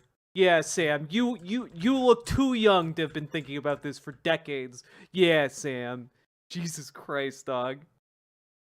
I think it's dangerous I'm not saying that at all. I personally, I mean, I'm Jewish people have a collective memory of trauma, Sam, and it starts a certain way, and it starts. I love that. I love that Ethan is trying to lecture a very Jewish man about like the history of Jewish trauma. Like this is getting into like truly bizarro territory, and like it was already not normal. It starts with dehumanizing language, like saying you're not fit to walk a dog. I mean, what are we doing here? It's irresponsible language. He's not talking about Jews. He's talking about 73% of Jewish people. No, you said that. No, that's a poll that's readily available. No, you made that connection. He did not. Because we have millions upon millions of members of Kufi. We have millions upon millions in this country of evangelicals who also believe the same thing. Does your dad have... You cannot say it's anti-Semitism. Could you describe You cannot say it's anti-Semitism if you're also including millions upon millions, far more Christians than Jews. Would you say that your father, who you mentioned, said something to you, that he's ever in his life had positive feelings about the state of Israel? I've had positive feelings of Israel. Well, does your dad have any positive feelings about it now? See, like notice Ethan's just trying to dig at Sam to get him riled because it's his father, you know, like he's trying to dig under the skin here. But like Sam immediately heads it off by just being like, I've had positive feelings, but you know what? Like, I'm not a big ass baby about it. I'm not a big baby about it because I've changed my mind, which is like such a Chad maneuver in a debate. Now? Not in terms of like I support them, but like I think positive feelings. I went to Israel on. Okay, good. Then you're a neo-Nazi, not fit to walk a dog. How do you feel about that? No, that's you saying that. That's literally what he said. I'll play it again. No. I think like this will never happen, but in a totally just world, any kind of, regardless of your background, any kind of fucking Zionist tendency should be treated in the same way as being a fucking rabid neo-Nazi. And you shouldn't even let someone be the fucking local dog catcher as Felix was posting if they've ever exhibited any sort of like positive feelings about the state of Israel. I'm so serious about this. Another thing he's doing, by the way, and Hassan does this. Listen, he plays around with the term Zionist, right? You can say that's a wrong thing to say, but he's not talking about Jews. He's talking about people who have exhibited these positive feelings, and that includes millions upon millions of Christians. More Christians. Okay, well, listen, I don't think they're neo-Nazis, not fit to walk dogs, either. I think it's insane language. Listen, you don't want to tell me that you have never engaged in hyperbole. You and I both are in this business, and we do that. Yeah, you're... Yeah, not exactly the highest ground for Ethan, is it? It's just, man. You don't really mean to tell me that you've never engaged in hyperbole. Come on. Come on. We're all familiar with your game, sir. You're right. You're right. You know, I just think that, you know, it's listen. You can say I it's just an think that, inappropriate like, thing to say. It's an unfair thing to say. I just think like Arabs that support Israel aren't fit to walk a dog. It is not anti-Semitism. Okay, well, we're at an impasse on this one. Yep. Yeah. So I mean, but anyway, another thing he does is he says Zionist tendencies, and he's someone that plays around with Zionism. He calls me a Zionist, and again, I know we're arguing here about semantics of what Hassan said, but I don't think that you could accurately. But like, why though? Like, I understand you have an individual bee in the bonnet, but it seems especially sick, it seems especially sick to open the show by acknowledging, or opening the segment by acknowledging that there's a genocide going on, and then fixating on this, on the words of one streamer, as opposed to the central issue of the genocide. You know? Like, how on earth did he think that this would make him look good? Like, this isn't the gotcha. It's just kind of a revelation of how terribly weaselly this ideology is. Yeah, he's framing a genocide in the context of his hurt feelings. Exactly. Characterize me as that, as it's used colloquially. You don't know, right? But he's saying Zionist tendencies. What does that mean? What's a Zionist tendency? I don't know. Yeah. You're going to talk to him on Friday. You can ask him what a Zionist tendency is. I suppose. Hey, Soros, thank you very much for the raid. You know, like I've looked. We are playing Vampire Survivors and taking in the Sam Seder, Ethan Klein conversation debate thing. Welcome. Hope you all enjoy the show. And I'm just vibing, commentating. And hope you all get cozy. Hope you had a great stream, Surus. Thank you so much again for the raid. Come on in, folks. Get cozy. At polls too, where people have various different understandings of what Zionism is, but I think it is my guess, and I don't know what he was thinking specifically, but the notion of an ethno-state that engages and allows whatever in the name of Zionism allows for this mass slaughter, I think is horrific. Sure, me too. Okay. I mean, then I think we the three of us agree on that regard. Yeah, I think we're so. Another thing is like to take it even further. I mean, Hassan pretty much openly supports Hamas. Let's not talk about Hassan. Let's talk about this. Sure. I mean, what do you want to ask me? Well, I mean, if you want to ask me about, I mean, well, let me.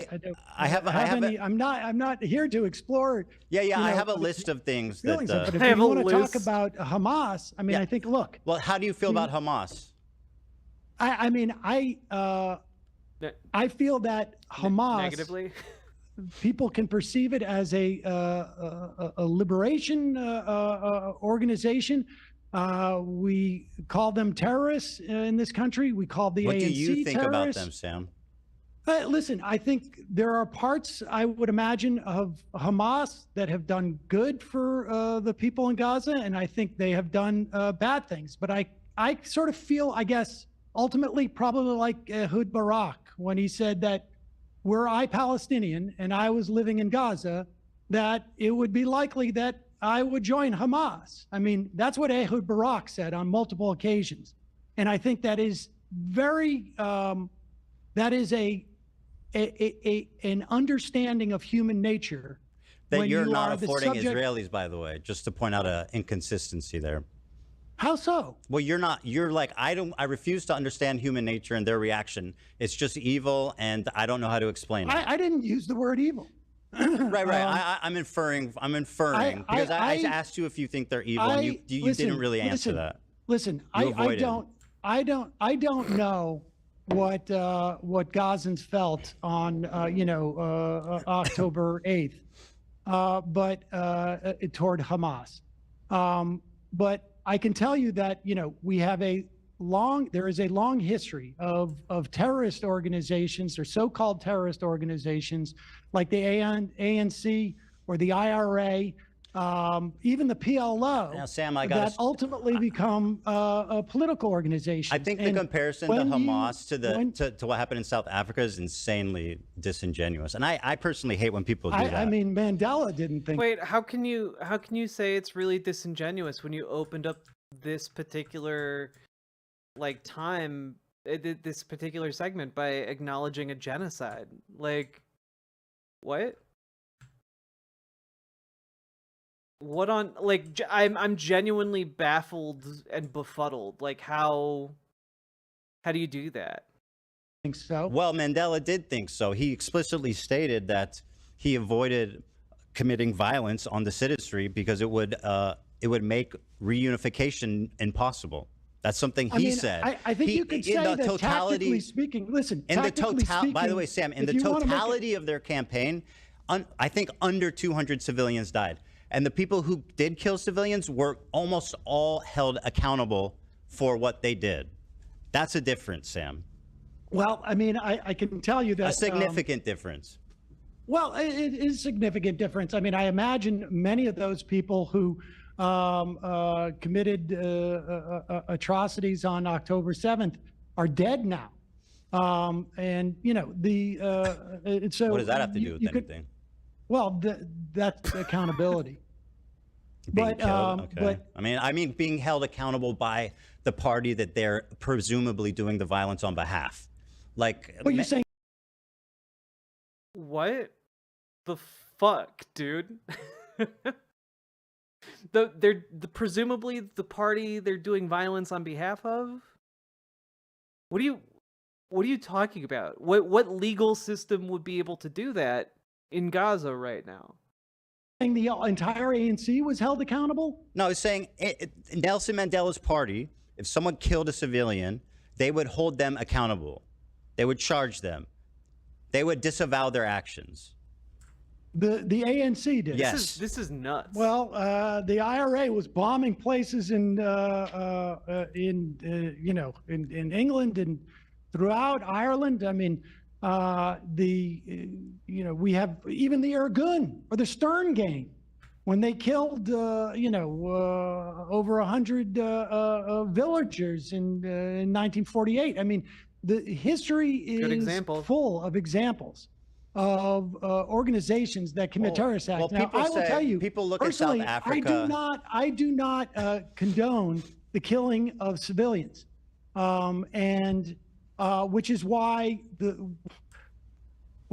obviously I'm upset about what Israel is doing. Sure. The part that I don't like about people say, I feel like people sweep for Hamas by saying, like, what do you expect, right? But the truth is that people use South Africa as an example, but what South Africa shows is that you don't need to commit a violent war against civilians to liberate yourself. Well, I mean, listen, we had for a year, we had the Great March of Return, where, Sinwar himself was involved in that. There was Palestinians marching on a regular basis over the course of the year. I don't know how many it was, 50 or whatever, that were innocent people who went there, and snipers are shooting down unarmed civilians. And so, time and time again, and over the course of the 20 years that I've been professionally, covering this, my attitude towards Israel's willingness to have peace has changed, and my understanding of it has changed. And I can only imagine how more intense that feeling is to be living in a place that is, functionally like, the Warsaw Ghetto, insofar as, like, you don't have access to resources, you have 50% unemployment, the apartheid that is taking place in terms of the West Bank. I mean, I agree with those characterizations, by the way, Sam. Just to say, but I can't imagine that my response wouldn't be to pick up a weapon. Okay. I mean, I don't know. It's not really working out. Well, it's none of it. Yeah, but like, neither is any other option, right? Like, that's kind of the problem. When you put people in these unwinnable positions, they're gonna react in ways that might not necessarily be the most helpful one. It's working out, is it? I not mean, because we have much the at all. greatest, not really what, much what at is all. called the greatest attack on Israelis in 75 years. The notion of Zionism and the way that Israel is organized as a society is not protecting Jews. Well, it's not protecting Israelis. It's not protecting Jews worldwide. It is, there may have been a time where Zionism had and there were certainly proponents of Zionism in the early 20th century, in the late, perhaps late 19th century, where there was a notion of a multi-ethnic democracy that fell by the wayside. Folks like Hannah Arendt and Einstein, left the Zionist Congress, and what it has evolved into is, I think, a nightmare for everyone involved. And so, I don't know how I would react in that type of immiseration, frankly. Well, can I ask you? But again, Ehud Barak said that he would pick up a weapon were he one of them, and that's fine. He's far closer to the conflict than I am. I'm not saying I don't understand why people pick up weapons, right? So let me ask you this: what do you think about October 7th attack? What do I think about it? Yeah. I mean, it was horrific. Mm-hmm. And this was like a military action by Hamas to what end? I mean, I suspect. I mean, I don't know what the strategy was. I mean, they attacked 2 military bases. I don't know if they were aware of that the dance. The Nova rave. Yeah, I don't know if they knew that rave was happening. I suspect it was to derail the Abraham Accords, which were going to leave the Palestinians out of the equation, where an authoritarian you leave out that they attacked Kibbutzim, by the way. No, yes, of course they did, but I'm saying that they. I don't know what the strategy was on their part. So what do you think? Like, would you expect the response of Israel? Thank you very much for the raid. Welcome, Raiders. We're covering Ethan Klein versus Sam Seder, and playing some Vampire Survivors, and having a good time. Just chill, figuring out, evaluating this conversation. Would be to that. I had no doubt on that day that Israel was going to respond. Go insane. I mean, yeah, right. It was going to be horrific. We all knew. Yes, but I think I think the lack of proportionality was just beyond. Frankly, and I was aware that this was going to be a horror show, but I don't think I had the level of awareness of what they would do to go in and literally level it, destroy whatever. Yeah, the last I heard about Ramallah was that it was like leveled, like almost completely. 80-90% of the structures in Palestine, bomb hospitals that they would use. Well, Hamas did know that, because that's why they attacked.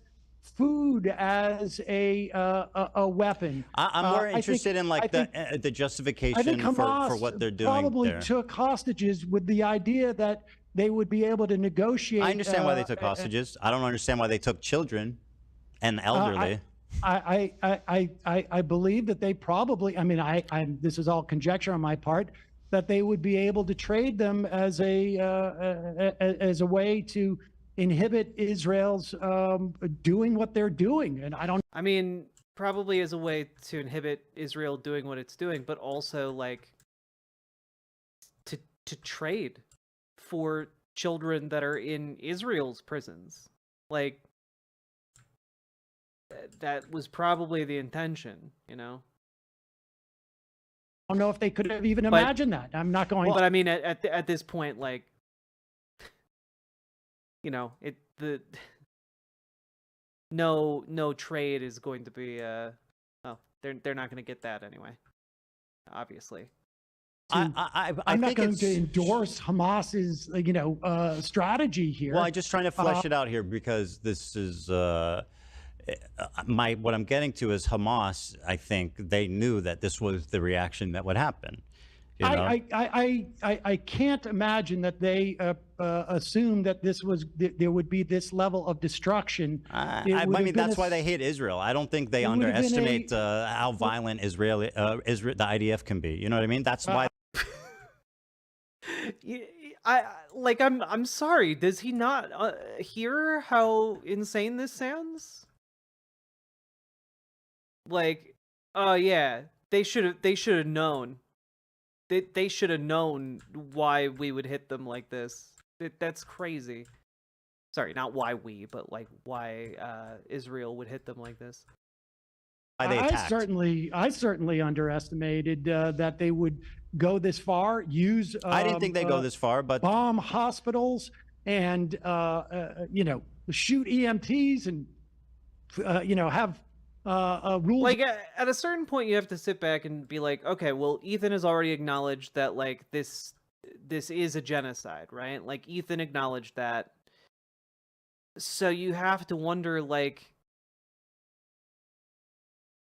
is he trying to say that the genocide is justified?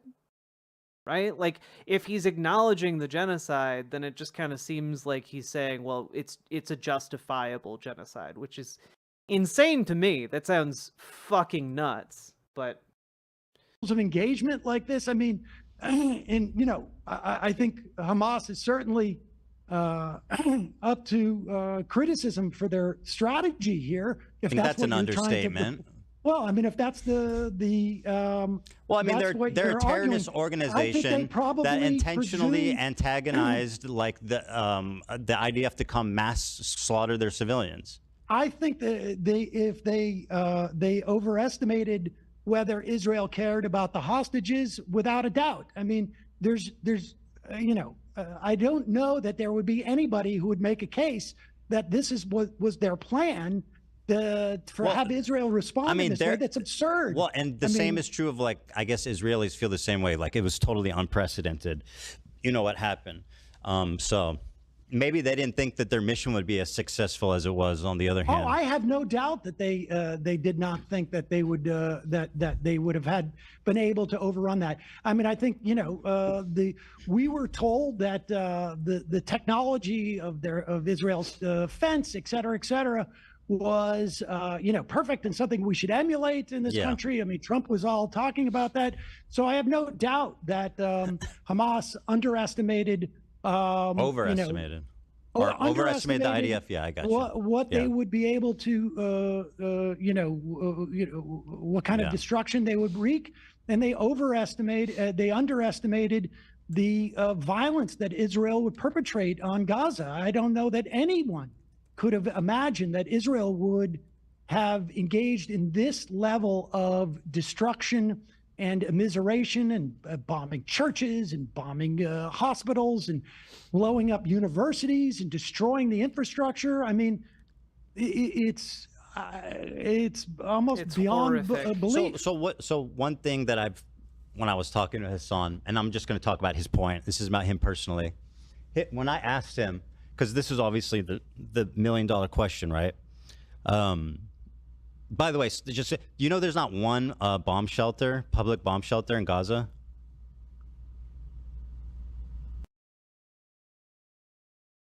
We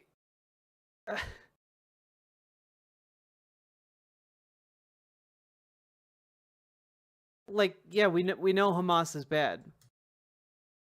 Like, yeah, you don't gotta try and make that point. Like, oh wow, there's not a whole lot of public works projects in Gaza. It does not seem to be like the winning hand one might assume, Ethan.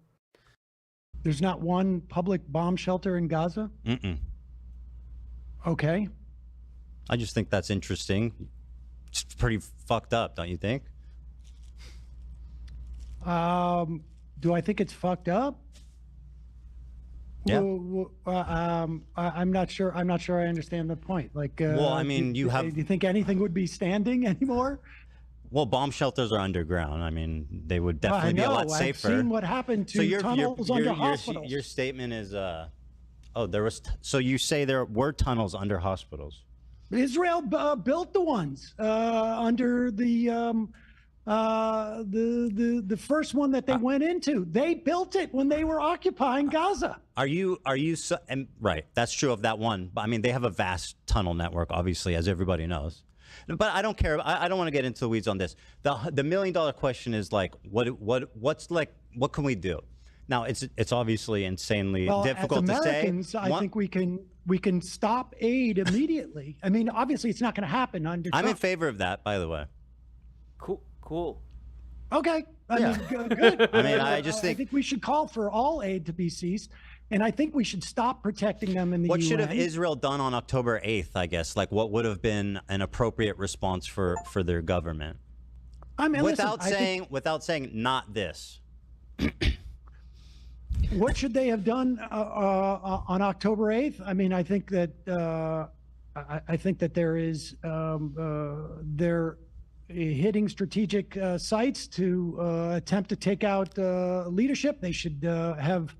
But let's talk, the leadership was underground. Yeah, to look at that, that moment in history, like maybe it was. I disagree because they had to do something. Maybe in that moment, they had to go in and bomb or whatever they do. I think that any action that they would have taken at that point, frankly, was a function of literally decades of oppressing people and attempting to bring this to an eventuality. Right. I mean, this was. And so, what should they have done? Ages ago. Well, I mean, you're avoiding. Yeah. Okay, I think what they should have done is begun empowering Palestinians in the West Bank. They should have done. This is my favorite answer, Sam. You're saying that. This is what Hassan told me. They should disband their government and lift the borders in response to the worst terrorist attack that's ever happened. I think honestly, when you see that your policies have failed, but I don't think this you was actually don't believe that that's a real thing, though. I'm interested in having like a real conversation. You can't like live in a fairy tale land where, in response to the worst military or terrorist attack of all time, Israel, who's already, as you state, like genocidal and racist and all these terrible things, is going to lift their borders and disband their government. Wait a second. You're asking me what they should have done, and that's different. No, in a realistic way, not in a fairy tale, Sam. Well, listen, there is no realistic thing. Their agenda has been quite clear. Their agenda has been, since Ariel Sharon walked on the Temple Mount and tried to scuttle peace talks, the agenda since the assassination of Rabin by arch Zionists in Israel, the agenda has been to bring about this moment. There is no doubt about it. The annihilation of the Palestinian people has been an agenda in Israel for far too long. So from the perspective, it's anything I say is fantastical relative to what they would actually do. Anything. There's nothing they could have done that because of the situation, anything they would have done would have been. There was no plan that on this day they were going to do this. But if you go back 10 or 15 years ago and look into Bibi Netanyahu's brain, the idea that this is ultimately going to happen was definitely the agenda. What, in terms of like attacking Gaza or inciting an attack? I would imagine both, frankly. But to find a way to eliminate the Palestinians, this has been the agenda of at one time what I think was a smaller segment of the Israeli body move politic, those goalposts. And I think has increasingly become an even larger portion of the Israeli politic. So I mean, anything I say in terms of should is fantastical. Anything. Yeah. So, okay. I mean, so this is like I understand where you're coming from, right? Like there was an opportunity for a ceasefire that was called in November, in December. They could have held a ceasefire at any point, and the amount of killing would have been far less. They could have done that. They could have ended it after a week. I mean, Hamas could have ended the war anytime too. How could have Hamas ended the war? By leaving, by releasing the hostages? No, listen. Israel has said time and time again that the release of the hostages is not going to end their assault on Gaza. They have said this over I don't believe and that's over and over. That is absolutely I've seen the opposite. true. I believe that if the you really haven't seen those statements? No, I haven't. I'll review them. I mean, it depends when it depends when they were made too, right? Like, is it what's it in response to? At any time they could have done that. Well, what has Hamas done to end the war? Hamas offered what have the they done to end the war? Early dawn to say Hamas offered all the hostages in agreement in response to Israel not coming into Gaza. I mean, there's just to defend Israel's actions. That didn't happen either. Being inevitable. Like, when do you think they should have ended it? When do you think they should have ended it? So when should who have ended what? You've asked me the question, what should have Israel done? You tell me what they should have done. Do you think what they've done is right? Well, what do you? I've clearly stated no, Sam. Okay, so tell me what they should have done. Yeah. So I mean, obviously, hindsight is a beautiful. Was he completely unprepared for that to be turned around? Like, was he just like completely? Well, so obviously hindsight is 2020. Yeah. That's kind of the issue here, right? Like, you're laughing at like the fact that Sam is proposing some kind of solution that would have been equitable, and then you're saying like it's not realistic, and then you don't even know about like how Israel has publicly stated that return of hostages will not end the conflict. Like, God, just disingenuous fuck. Thing, but in my opinion, like you said, I think some more specific strikes. I think more moving slowly, because as you kind of pointed out, but didn't really acknowledge. Do a slower genocide. Do you want me to answer? Yeah. So the leadership is obviously underground. So it's going to take. It's going to be a long. The leadership isn't in the fucking country. Most of Hamas isn't in Gaza. Like, most of the Hamas leadership is out of the area. Mission of trying to get them. It's going to be a difficult mission.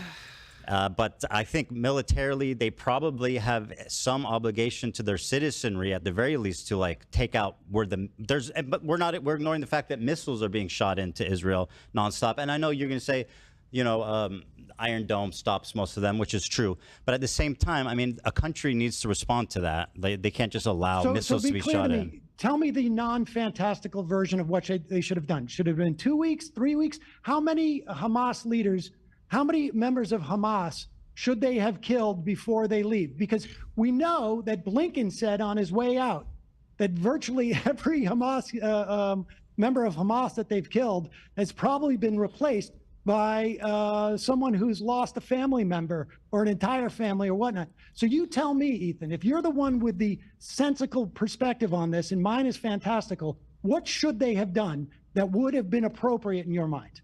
Yeah.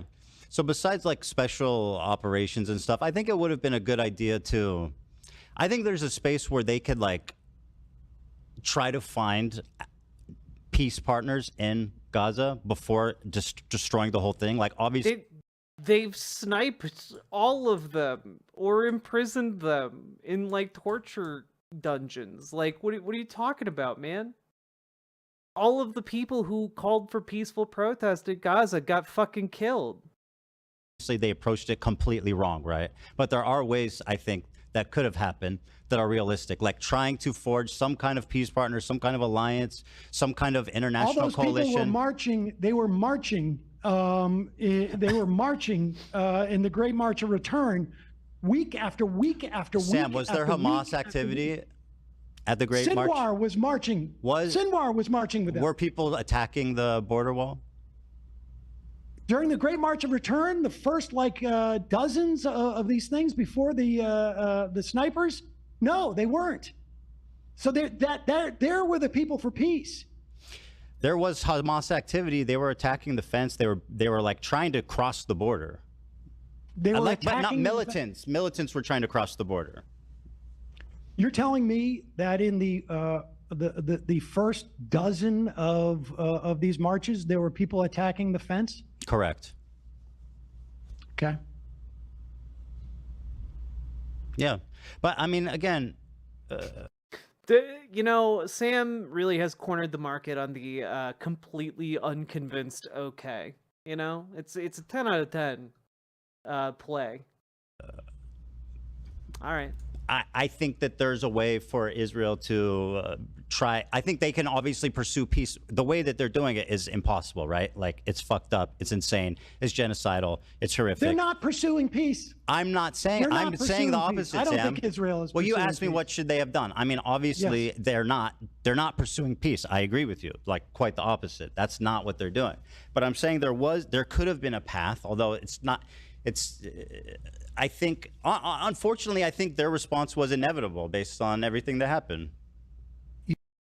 You know, am I on crazy pills? I thought that Ethan like really condescended towards the talking point of, like, you know, the conditions people are kept in Gaza make this kind of violence inevitable. But, like, am I hallucinating that?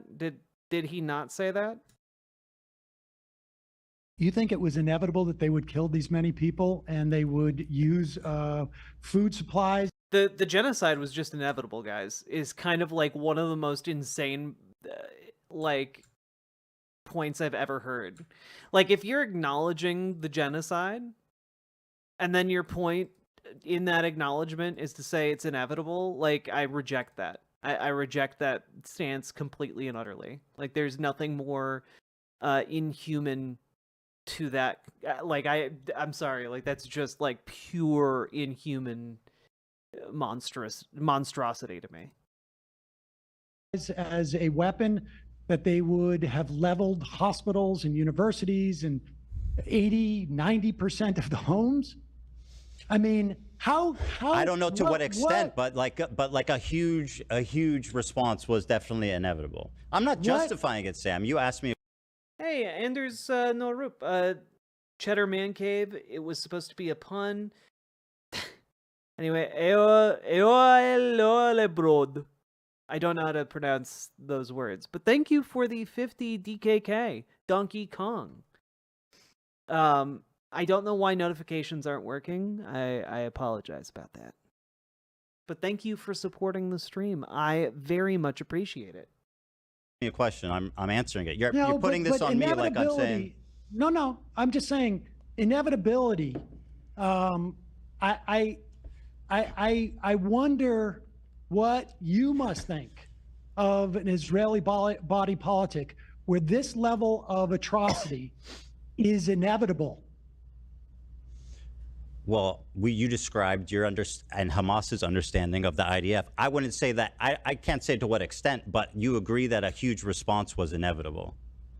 I listen. I believe a response that was inevitable by Israel, and that is because I have a much more theoretically jaded view of. It's true. I apologize to all my Danish viewers. Of that country and their agenda, I think, than to you. all the Danish dolls. But like, to expect that what they've done is inevitable. To what? Well, Sam, I just wonder, like, what it is that you think is in that body politic. Like, listen, like, I don't think it's inevitable. Just to use an example in this country, I don't think that it's inevitable that we are going to be deporting and disappearing immigrants in this country. I think it's possible, but my perspective on America is still too optimistic to think that's inevitable. I can't even imagine what I would think would be inevitable. And I think, like, listen, our invasion of Iraq and the complete lack of caring and the only thing that would even mitigate that is like there were no images coming out of Iraq, or very few, and certainly I was exposing them more than the American population writ large. But to perceive what we did in Iraq as inevitable. It's a different situation. That's completely, yeah. I mean, that was completely unpredictable. But we kind of touched on it. Where Hamas, and again, to what end this even matters is it doesn't ultimately. Okay. But It doesn't Hamas matter? knew that they were going to bomb the fuck out of Gaza. Listen, I would imagine Hamas thought there was going to be a response, but they wouldn't have taken hostages if they thought that they couldn't use those hostages. Of course as a way they thought they could. I don't deny deterring, that. Yeah. Of deterring Israel from entering, and that was a miscalculation on their part. They presumed that Israel was more interested in those hostages, I think, than they had assumed. Well, and that's part of what a lot of the civil unrest in Israel is about, is that a lot of people do care about the hostages and think that the government needs to stop the war and focus on getting the hostages back and not killing innocent civilians. So that I wonder about that last part, but which part? The part about the killing of innocent civilians. I mean, I think that I said that's what they're doing. No. I'm saying I wonder if the Israeli body politic. Oh, you think the Israelis want civilians to die? I think the Israelis. I mean, obviously not all Israelis, but I think that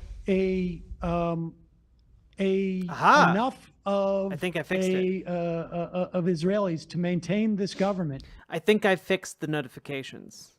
Huzzah! Maybe. Who can say? Maybe I'm wrong.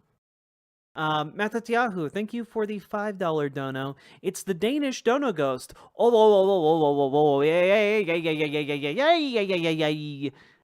Ah!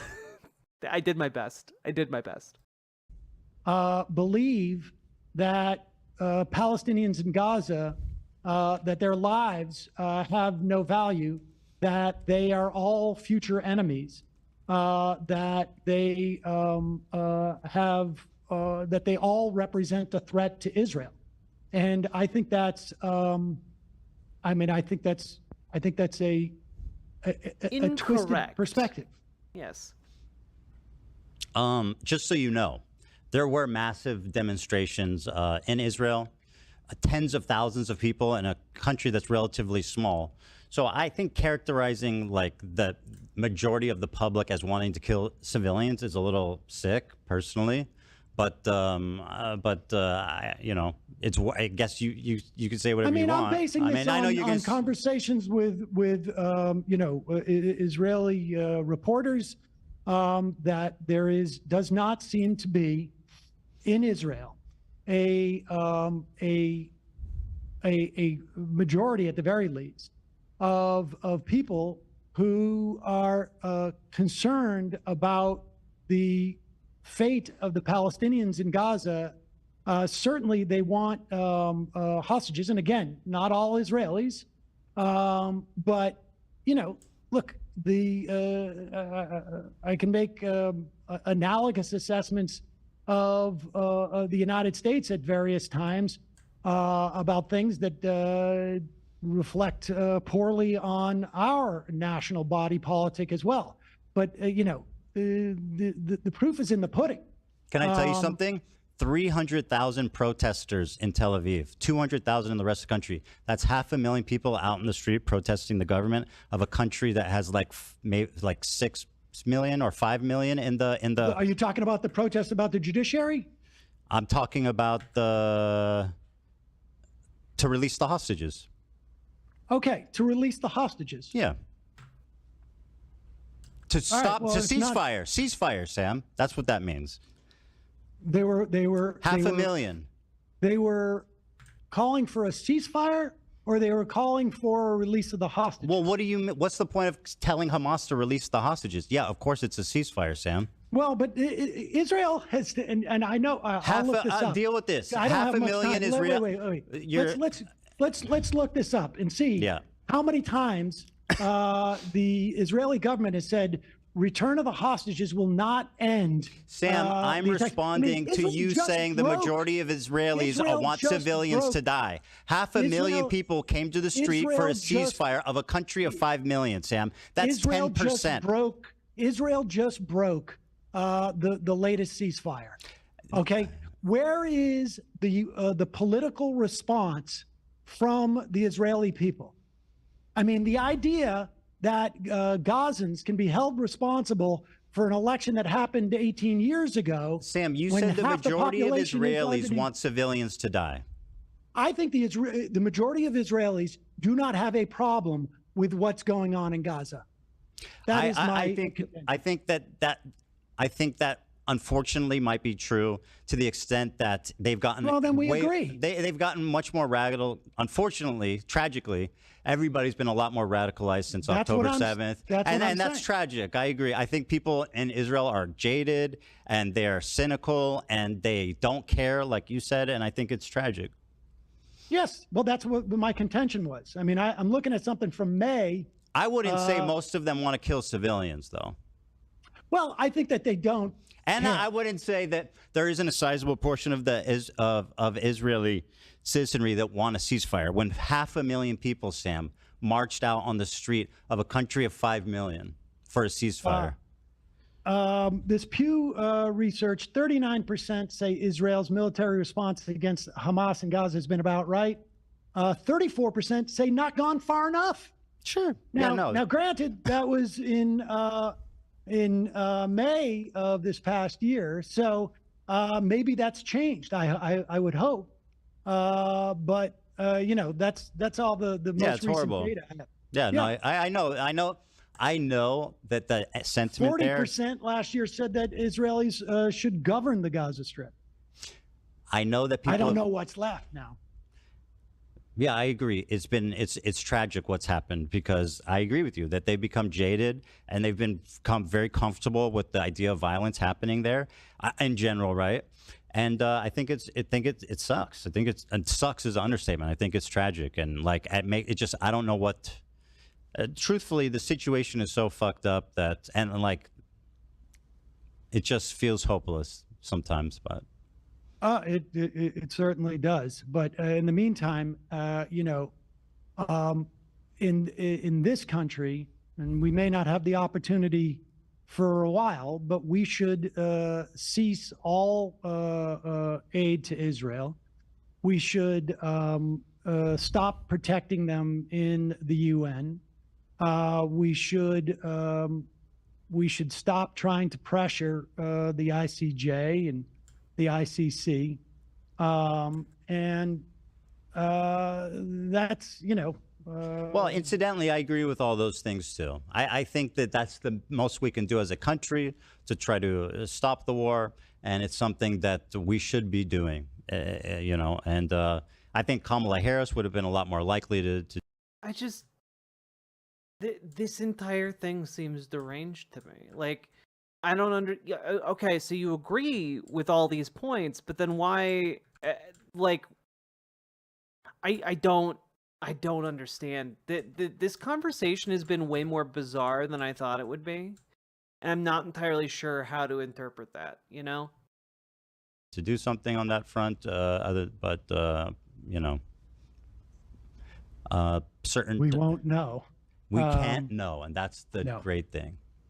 Well, listen, I appreciate the time. I gotta go because I'm supposed to have dinner. Like genuinely, this seems like a complete abdication of literally all of his points. So what was this? Genuinely, for my child. But, well, I'll say this: this was way more combative than I expected. Ultimately, though, I don't think that we. What do we disagree on? I mean, I don't know. I don't even know. Maybe I see too much good in the Israeli population. I mean, I don't know what's ultimately the disagreements here. Well, I mean, look, I'm not. It's largely, in my mind, impossible to really fully assess. I mean, yes, there was a protest last year, 500,000 people who wanted the hostages back in the ceasefire. I don't know if there's been, well, they wanted the hostages back. I don't know. It's not a magic wand. It's a ceasefire. Yeah, and they got a ceasefire, and then the Israeli government broke it, and they. Well, so hold on. I don't Our see people disagreements pouring is that into the I'm too optimistic about the Israeli citizenry. I'm not here to adjudicate what. I'm just trying to summarize our are conversation. That's all. Well, I mean, you summarize for you. I'll summarize for me. I think that, like, it is what it is. And I think I don't remember this conversation. We can put into AI and have it summarize it, but the one use of AI. I'll do that for you, and I'll let you know what it says. All right, we'll leave it to the robots.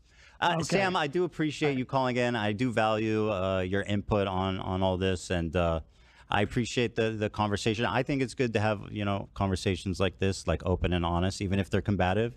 And I think ultimately on the larger points we agree, but we managed to find things to fight about anyway, and that's what two Jews do, isn't it, Sam?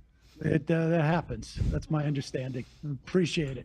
All right, take it easy, man. Have a great time with your children at dinner there. Enjoy. Thanks, I will. Bye. You too. Bye. Oh boy, that was way different than I thought it was going to be. Oh, but okay. I thought it was interesting. I enjoyed that as a watcher. Was I owned? I don't think you were owned. I don't think anybody was owned. I think it was two people that are highly opinionated hashing it out. And I think I personally like when people do that. Yeah. I don't get turned off by the combativeness. Right. Maybe it's that's the half Jewish part of me. But the truthfully is, like, again, on the larger points we agree. That's why I take cross with this issue of being like, he's a genocide supporter, he's a fucking baby killer, and all this insane. He goes, Sam, you never heard of hyperbole? Yeah, I've heard of hyperbole. It's You're the king of hyperbole. Yeah. So.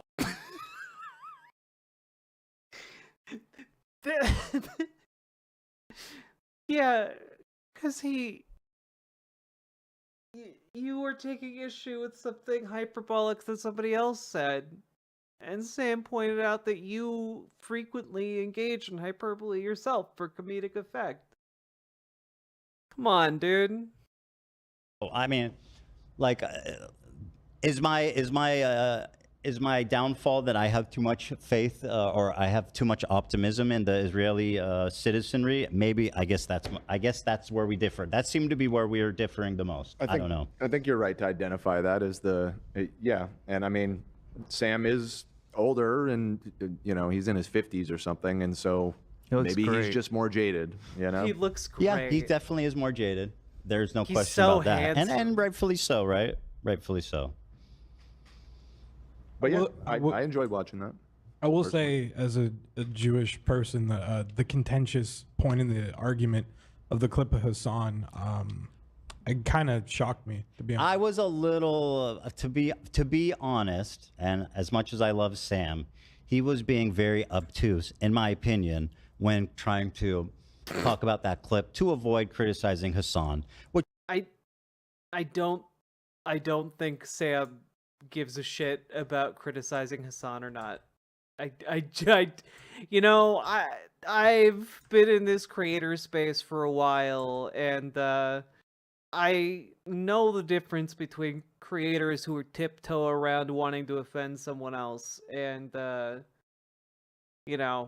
someone who just doesn't give a shit. And Sam is a guy who doesn't give a shit, and I love that about him. Which is fine. I understand he doesn't want to get into that game, right? Of being on record, being like, oh yeah, Hassan shouldn't have said that or whatever, right?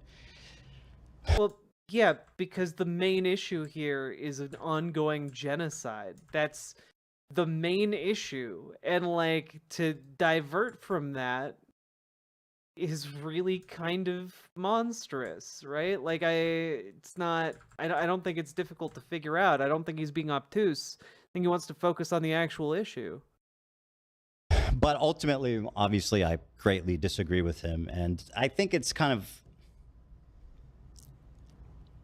It's funny how he talks about how dangerous... True, Carpet Pack. Sometimes it is fear of, a giant community, but, I don't think Sam has ever cared about, what big communities online think about him. It is for me to call out anti-Semitism or how ridiculous it is for me to weaponize it like that. It's like when at the same time. It's a weird thing because you don't really want to like. I understand the impulse to just want to have a conversation with Sam and keep it with like the here and now of, you know, your beliefs and everything, but you know, the degree to which the harassment that you and Hila have experienced over the last couple of years, like it is part of the. Yeah, except that like the thing that I find interesting here is that like if you wanted to talk about the harassment that Ethan Klein and Hila have received, then why didn't you just ask about that? Why didn't you just ask about that specific thing instead of tiptoeing around it, you know? The story and like, yeah, it's true. I don't know, it's tricky because like I get the impulse to like not want to get into it, but like that is a component of all of this. That well, and unfortunately, whatever Sam's been peppered with before the debate, I've seen is his co-host telling him that I'm obsessed with Hassan, that I'm having a. Yeah, you're not beating the allegations, considering you kept trying to bring it back to Hassan.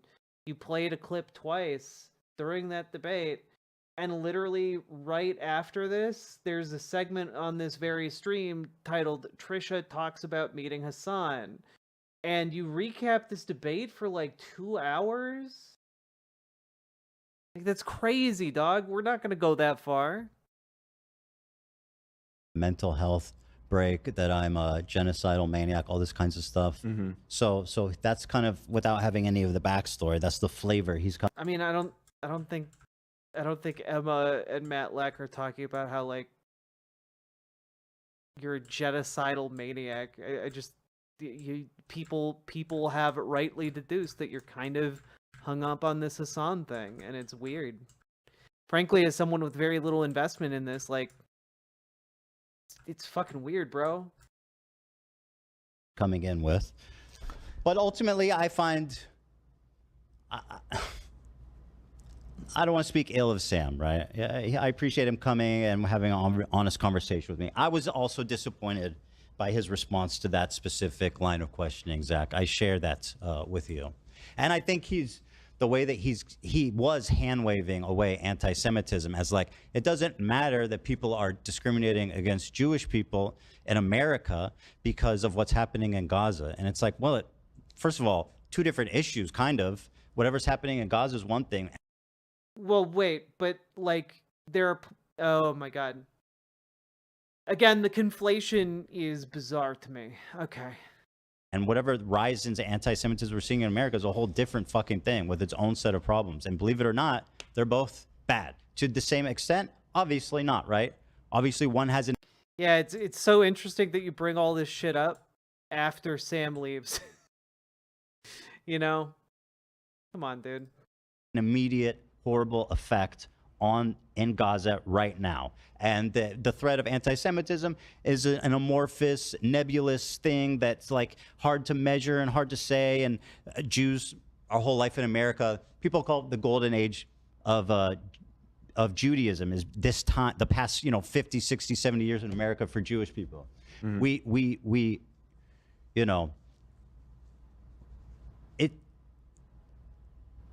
it's hard to tell, right? You go, oh, what is anti-Semitism? What isn't? And when you're allies with people that, in my opinion, are spreading dangerous ideas, like Hassan is. I think Sam, who grew up in a, I think he sees too much good in Hassan, and I see too much good in the Israeli population. Like I'm sorry, but like to take away from this conversation that that Sam sees too much good in Hassan is blinkered as fuck, to use Sam's turn of phrase from that debate. Like, Sam doesn't care about Hassan. Like, as far as I know, like, they're on decent terms, maybe, but like they don't hang out. They're not like good friends. Like they just agree on some things politically and are both content creators. And like the idea that this was all about Hassan for Sam it is undermined by the fact that Sam didn't want to talk about Hassan. Sam wanted to talk about the genocide, which is, you know, because he has his priorities straight. God, wild as fuck. And hey, who's to say who's right? I'm right. Yeah, like Oh, there he is. in response to what Zach was saying, like when I first saw that clip, I didn't see it that way, but you know, I'm not Jewish, so I found it interesting that you guys are having this conversation to give both perspectives. One thing I kind of wish is that you guys both could have defined what Zionism is, like what you. Oh my god. You guys sat there in the studio. You work in this space and you don't fucking know about the ideological project of Zionism? Are you...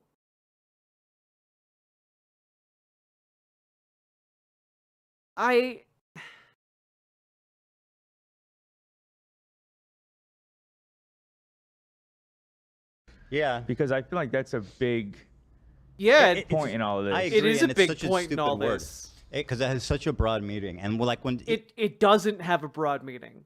It simply does not.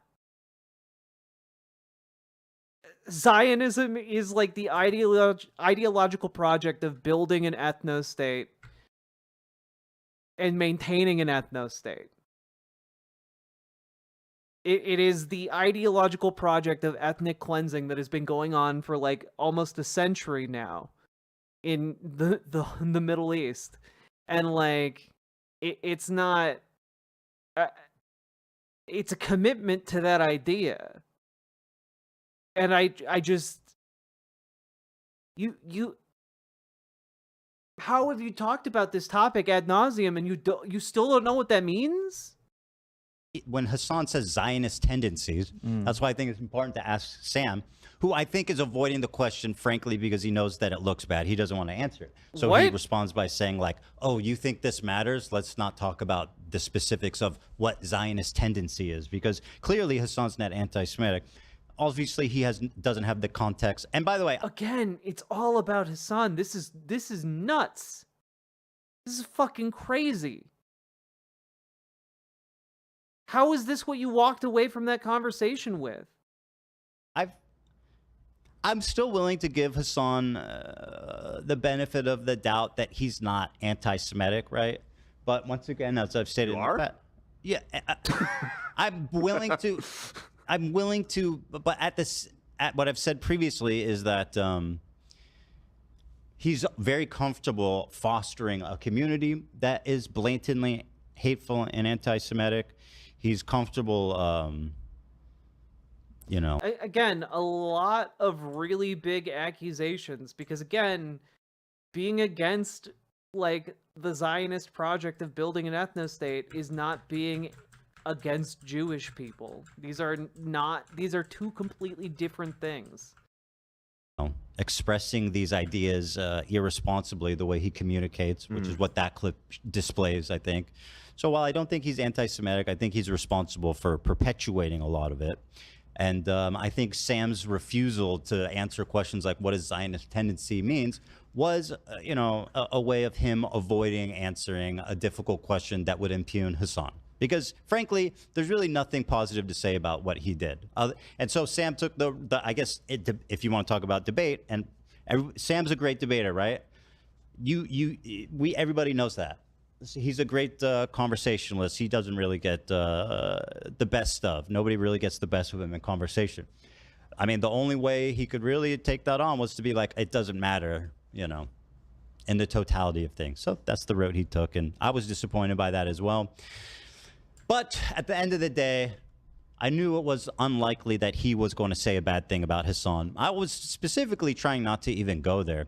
In fact, when I showed him that first video of me talking about my views, I was kind of surprised that he actually had found something to criticize in it. I had said. What was it? I don't remember. Let me rewatch that clip because I was quite surprised. Like from the beginning, this conversation did not go how I thought it would at all, and it started with this clip here. Let me see. You know they're liars and bad faith weirdos. So here's what I'll say about Israel. Okay, listen. This isn't the first time I've said it, and I'll say it and many more times. The cabinet is run by genocidal maniacs. Okay, they're led by Netanyahu. Yet again, just have to really throw this out there. Like, this seems like a really, really weird point to keep coming back to. Like, I have a perfect stance. Yeah, but then why are you harping on this? Like, why are you making, if you genuinely have this stance, why are you making the entire conversation about Hassan rather than the ongoing genocide? You know? Like, I don't know. Seems like maybe one is more important than the other. You know? Just, Who should resign in disgrace and go to prison for being a war criminal. Okay? He's made a coalition of the most like radically conservative freaks that don't represent, by the way, the majority of Israelis. He was saying that there's this talking point that I've seen percolating on the left, which is that, like, to put it kind of, to summarize it crassly, that like Israelis are evil, basically. I mean, to put it. No, but the policies of the state of Israel are vile and are currently supporting a genocide. Crassly, right? Like, that's kind of what he's saying, is that like the majority of Israelis just want civilians to die. I mean, that's kind of what he said, and he didn't even deny it. I think that's insane. I think that's insane. And especially the I mean, again, I don't know if that's what the majority of Israelis want, but that is the policy of the state of Israel right now. Like, they've been killing civilians for a while now. Context of this clip being 2 days after October 7th, I think it was, the sentiment was a lot different before and after and during and now. The sentiment in Israel's changed a lot. So when I said that, I think it was more accurate. I think it's still accurate, but obviously there is a huge problem in Israel of people being, you know, complicit and comfortable with what the military is doing. Right, I hear what you're saying. Yeah, and I don't want to represent myself as an expert on any of this at all. So if opinion, Dan. No, it's definitely not. Just from what I recall reading, is that prior to October 7th, support for giving the Palestinians a state in Israel was at basically an all-time high, and that has cratered since October 7th, which is the great. I mean, one of the great tragedies of this whole situation and kind of dark irony of it is it now feels like we are further than ever from some sort of peaceful solution to all this. So, and then the thing that we didn't discuss is that most of the peaceniks. Let me real-time fact check myself on that, because I mean the peaceniks, dog, the language you're using. Jesus fucking Christ. All those people who want peace, those no good peaceniks.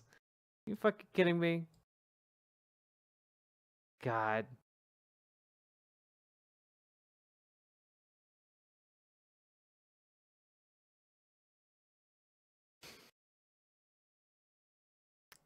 I don't know how to do this. I don't know how to like respond to how fucked up this is. I mean, that's a big claim. Yeah. And I want to make sure that I'm right, but I seem to remember seeing polls that, you know, generally over the course of the last 10 years or so, support for. I'm speaking like not just from stats, which I have looked up and seen polls and stuff, but like empirically, I lived there in Tel Aviv for 5 years, and I know what the people are like there, right? And obviously, it's a progressive city. That's likely one of the more progressive pockets. It is. In It the is. country. It's like Los Angeles or New York is. You know, it's, Right. it's a progressive city, right? So, obviously, they'll be more inclined to They'll be more want Ethan peace. inclined. But That's comedy. Height of comedy. Ultimately, what happened on October 7th that we didn't talk about is that a ton of the peace activists, like most of them, lived on the southern border specifically so they could help people in Gaza. They would drive people across the border to the hospital. They would help people get to and from work. They were advocating, they were doing what they could as individuals to help facilitate peace. And many of them, you hear their stories time and time again, were just murdered, slaughtered by Hamas. And I think that's part of what really jaded the Israeli public too, is like, look what happens when you want to support peace. Obviously that's not, I don't think, the right conclusion, but that was their conclusion. It's like all the people that wanted peace were murdered by Hamas.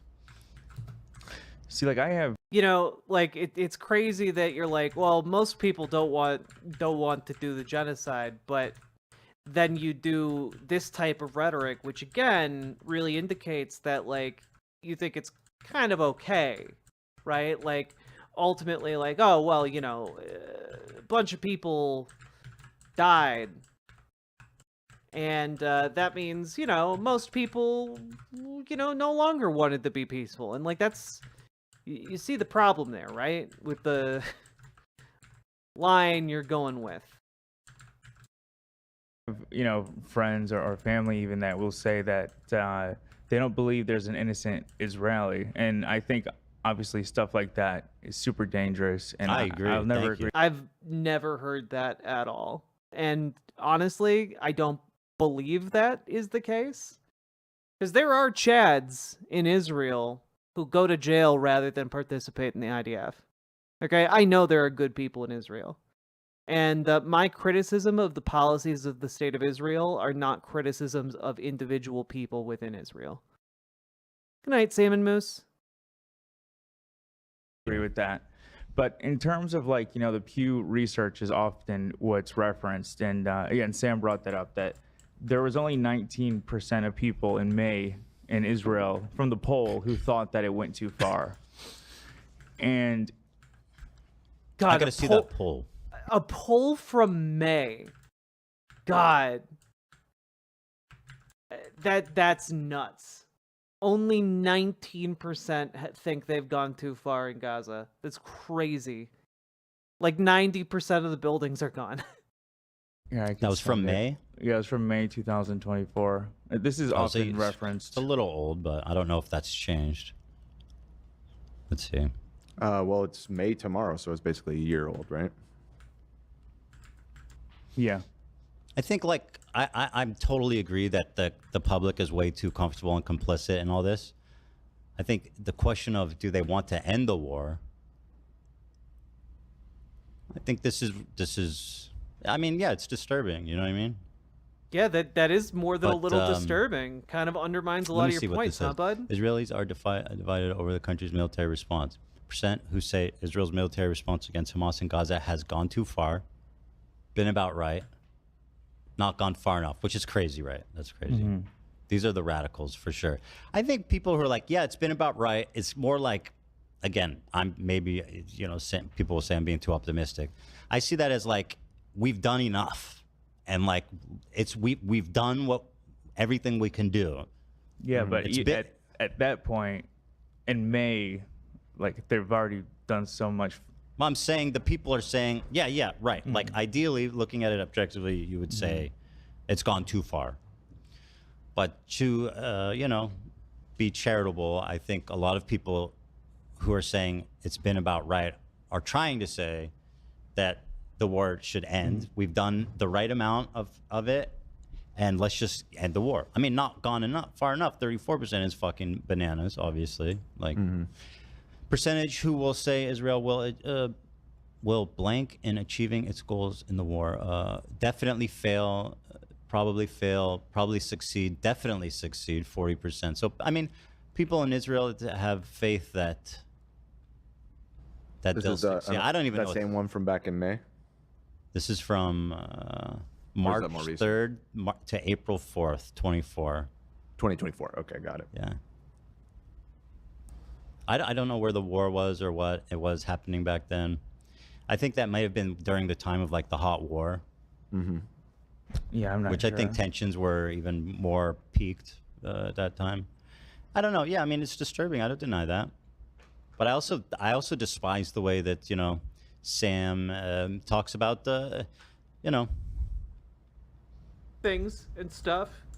I don't see it being productive being like Israelis are evil. I don't see the point of saying that. Like I don't think that Sam said that. I think Sam pointed out that the majority of them are in favor of a genocide at this particular point in time, and that seems pretty evil. But like, again, I don't think you'd ever catch him saying that all Israelis are evil. Good night, Nick Leftist. And it's like, well, what do you want to do about it? You say the majority of Israelis want civilians to die, and it's like, why do they think that? You know, it's just like, well, I don't know, but they're evil. Mm-hmm. They just don't care. They're just callous. I mean, look, human beings are human beings everywhere. You know, a lot of leftists don't want to engage in humanizing Israelis. They just don't want to do it because, right? You know, I would like to just say as a leftist that I believe in the humanness of Israelis. I that's a very low bar, but I also believe that humans can support monstrous things. And I do believe that many people in Israel do support monstrous policy at this particular moment in time. And I don't think that is even particularly controversial. If you are at all against, you know, genocide as a concept. Like what's happening in Gaza is awful, and they think that it's insignificant in comparison. And I understand where they're coming from, of course. But I believe that both are important, and obviously, again, the totality of what's happening in Gaza is not in dispute about which is like more. But I do think that it's important, and I care about Israel, and I care about Israelis. You know, that's it. And so I choose to see the good, and to see the optimistic, and like obviously I have no effect over what the public thinks about the war. I'm not fucking living there. I'm not. When I was living there, I voted against Netanyahu. And by the way, Netanyahu lost the popular vote. He only won because he made a coalition with some psychopath like ultra-nationalists. Yeah, maybe, you know, maybe that's something to like, I don't know, think about a little bit. Maybe that's that's a component here. But the left party, when I voted, won the popular vote, but because of the parliamentary system, where you make coalitions to get over 50%, they were unable to secure the victory. I think Netanyahu may be the devil. Like, honestly, even his voice, I think he may be the fucking devil.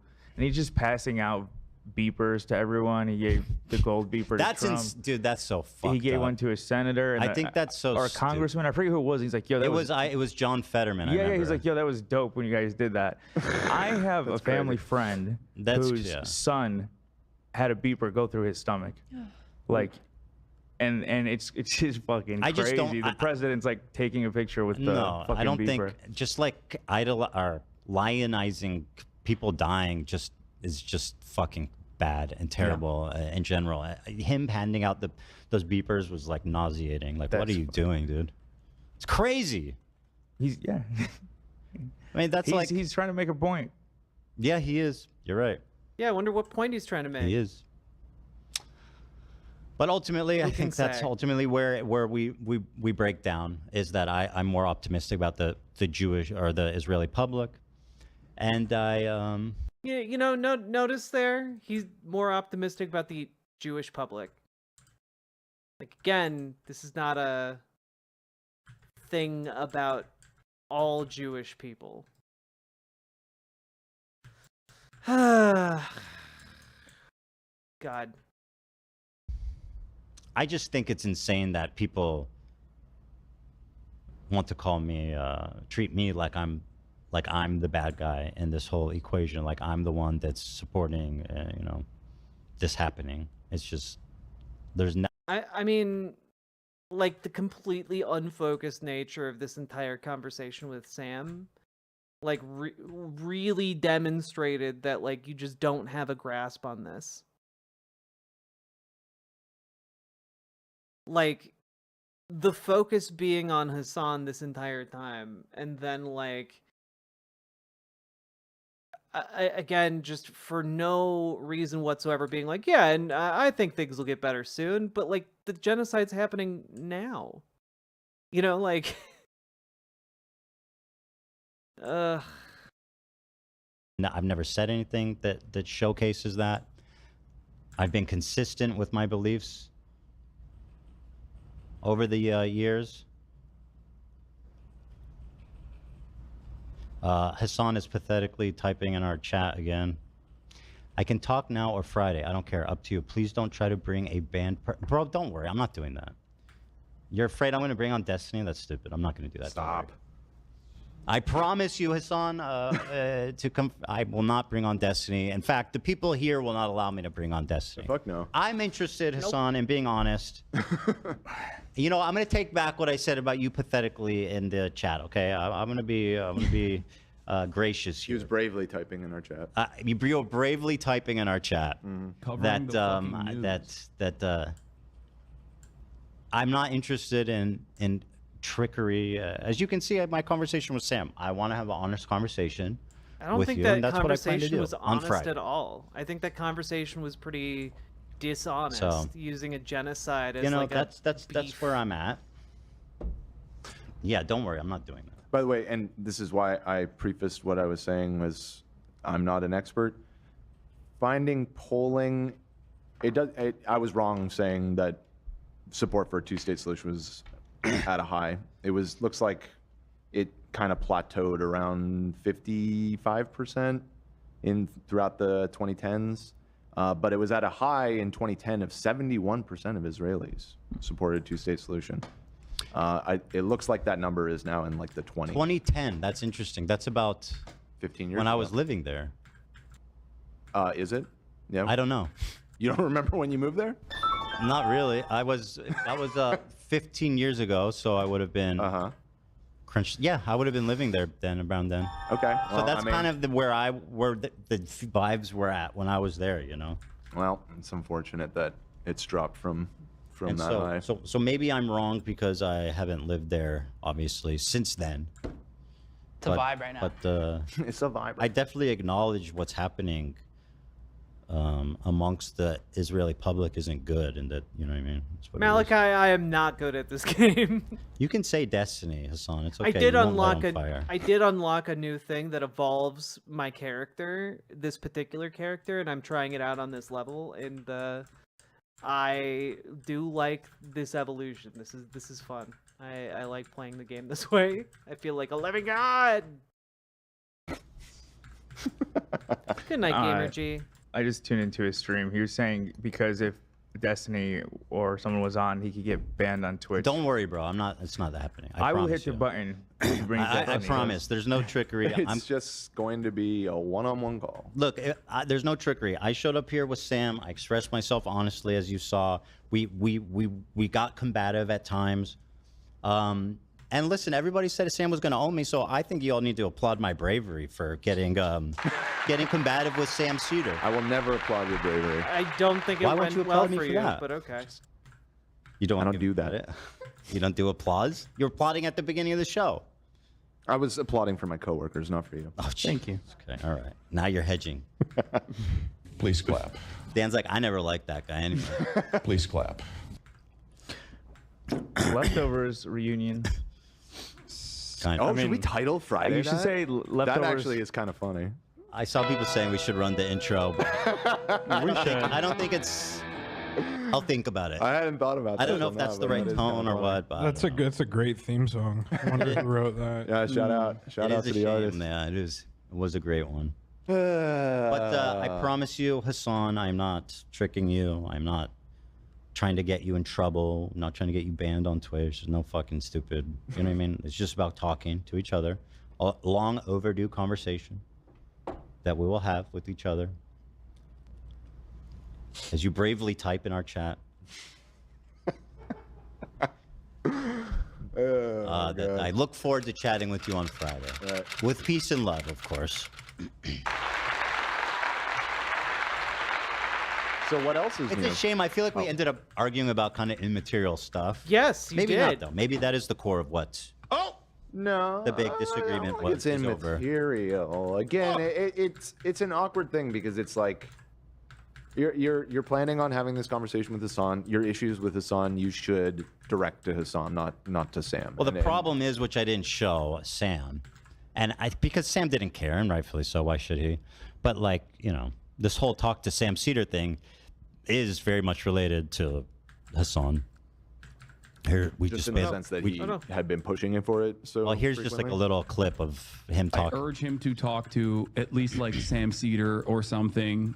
Maybe he can get a different perspective from someone else.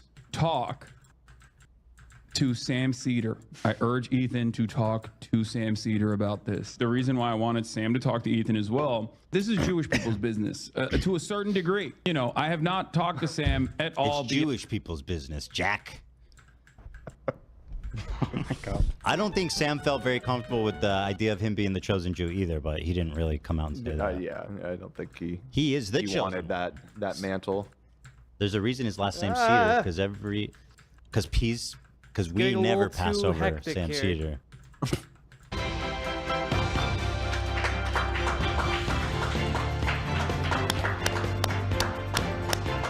The Seder, of course, the Seder is the ceremony performed by Jews on Passover. So I'm familiar. I've been to we one or should two. have. Okay, that's enough of that.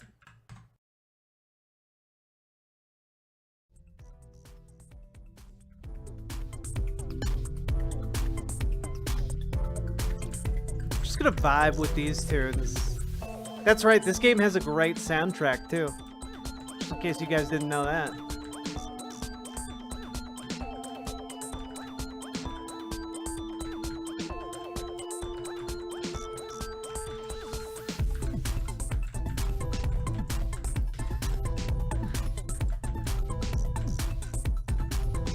So yeah, that was pathetic as fuck.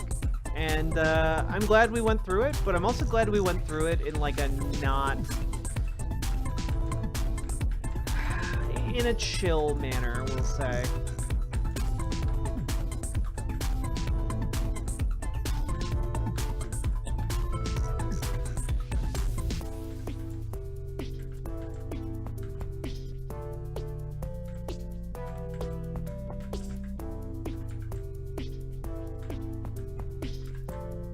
I just want to get all of the power-ups. Give them to me.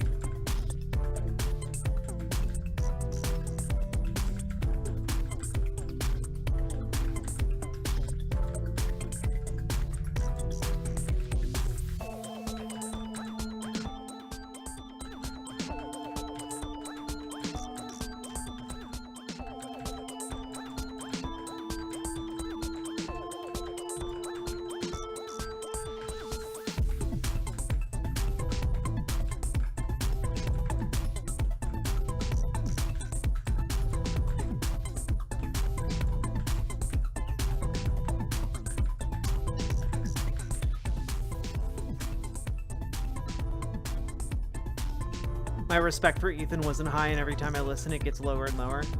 Yeah, same. I don't know much about Ethan, but like, damn. I thought he was cool.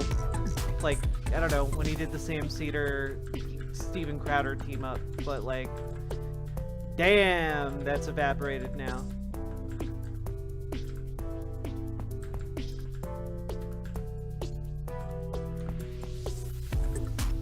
This is so stim, right? Isn't this game like just such a vibe?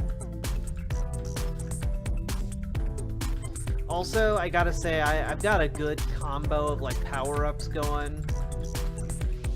This feels nice. This feels good.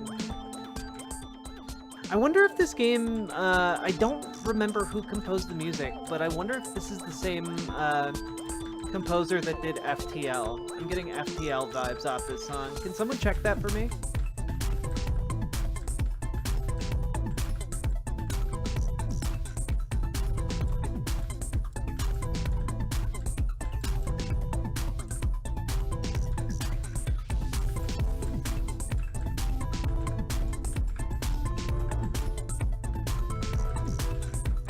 future women. Yeah, this giant skeleton is a woman. You know, everyone, Matt Walsh keeps asking, what is a woman? It's that monstrosity.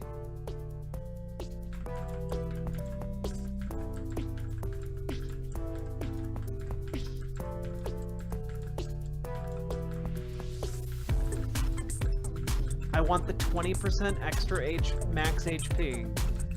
And I want this goddamn silver ring. And then we're gonna see how long I can just not die. Because we're almost at an hour, which is pretty cool.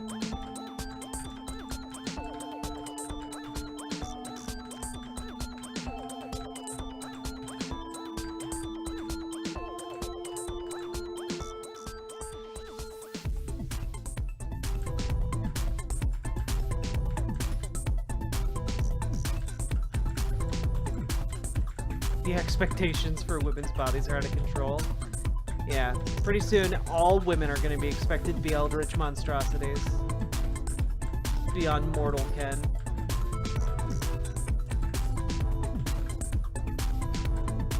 Come on, I must be getting closer. Ooh. The breakthrough moment. The enemy spawns have shifted.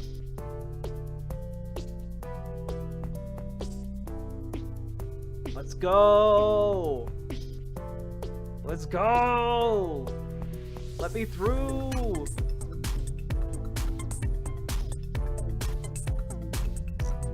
Hell yeah. Oh man, we're cooking now. We're cooking with gas. Let's go!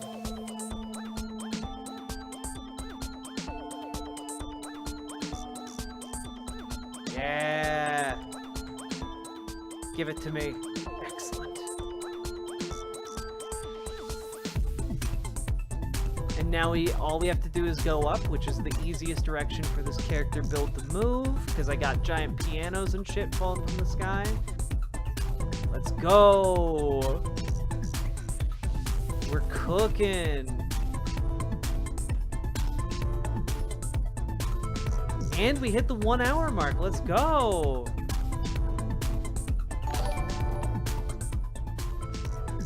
How many of us are going to May Day protests tomorrow? I don't know, I hope a lot though. Yes. No. I need the ring. There we go. Excellent.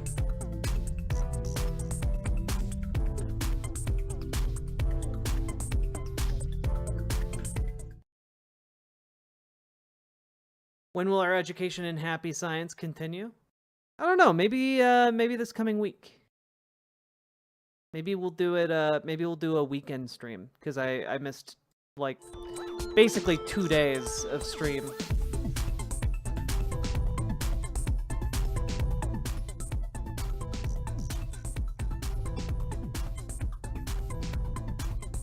It's not the same composer? Damn. This game is Vampire Survivors Volume 1. Yeah, but also I just recommend picking up all the DLC since it collectively costs like less than $5 and gives you just a shit ton of extra stuff to do. Quasi-Spec, thanks for subscribing.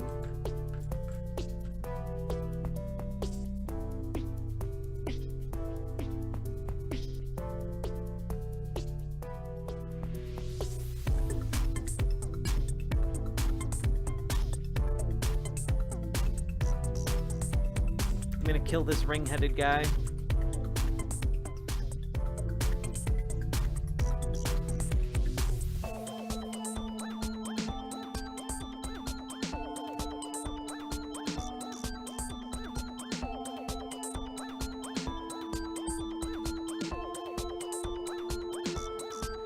I'm sorry, Malachi.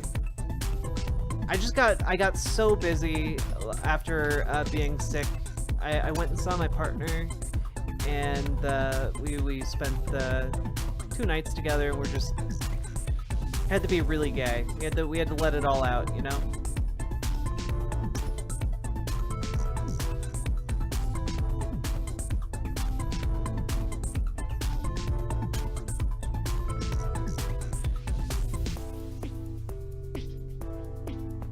That's right, I'm breathing fire, and it's cool as shit.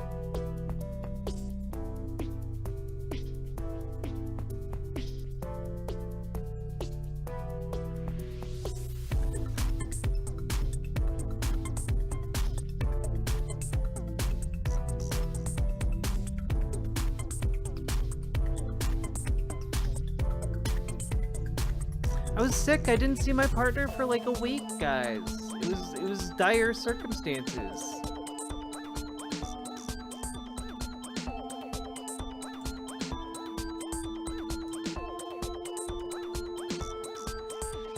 You let your dices hang out? I don't know what that means.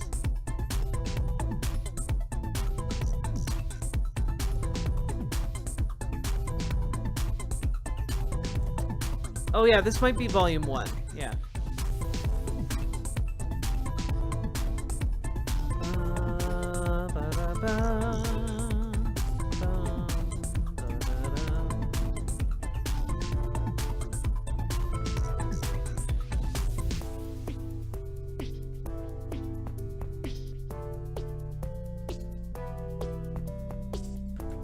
Yeah, we got him. Cool. Now I'm basically an unstoppable god. Cool. Might as well get all the rest of the chests that have dropped.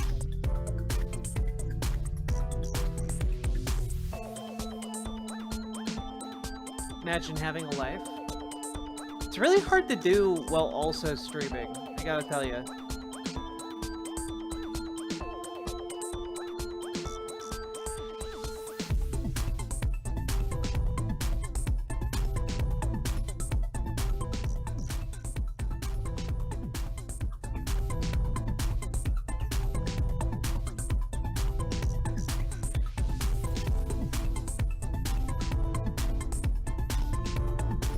Did everyone press the buttons? Good question, Malachi. If you're enjoying the stream, if you're just vibing, hit those follow buttons, the subscribe buttons, the like buttons. Consider dropping those subs, donos, memberships, super chats, etc. because you guys make this stream possible. And I like you.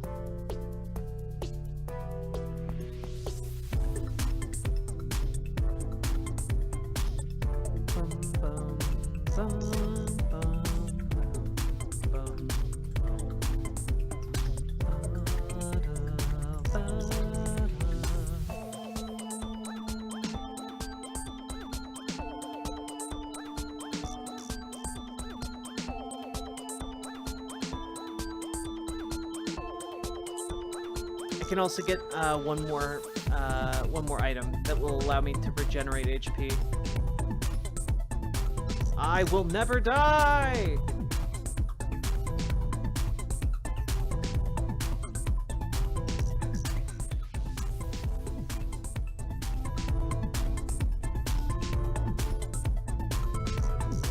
God, this game's great. Just one of the most powerful items you can get. Just dropping furniture on people.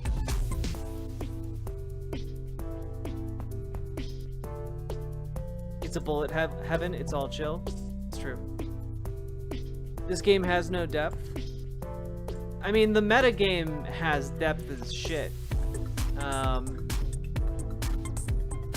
There's a whole, like, lore to this game. There's, like, fucking stuff going on between levels. It's fun. If I ever care to piece enough of it together, we'll do, like, a lore stream on this game.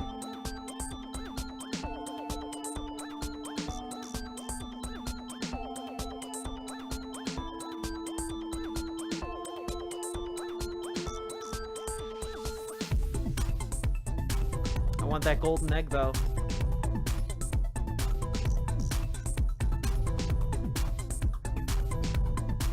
Give me egg, or give me death.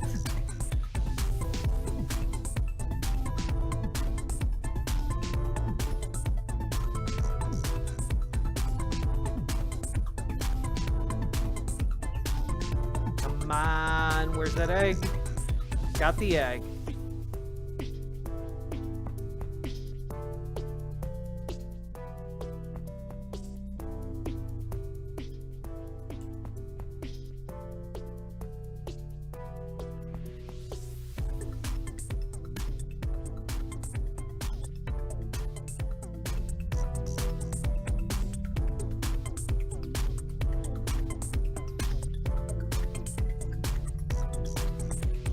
This game has lore? Oh yeah.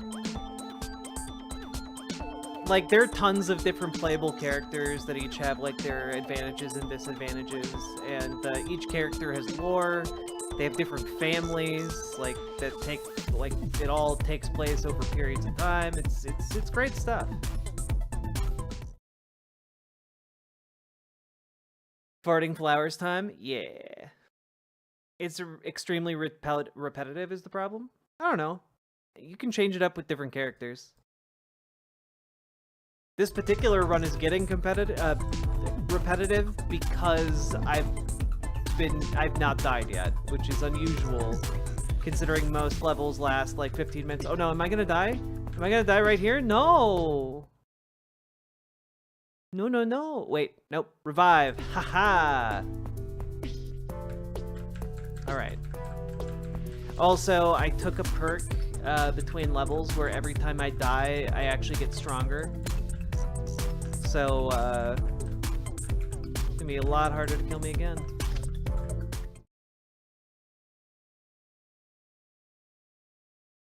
Is it cookie clicker levels of lore?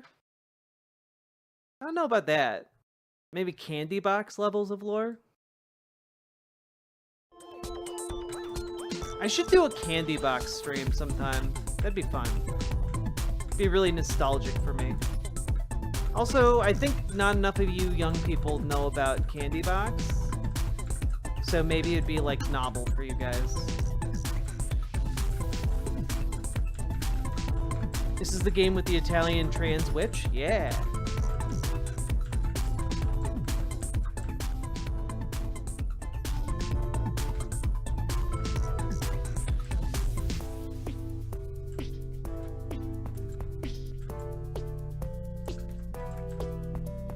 Let's see if I can get to 100 minutes. Just like triple dig.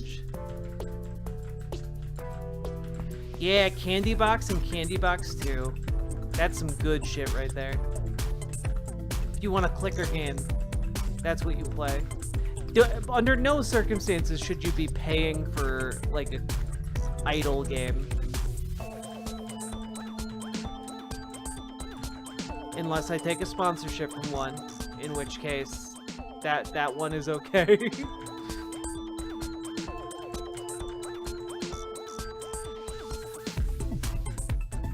I like that my character is just like this horrible giant skeleton.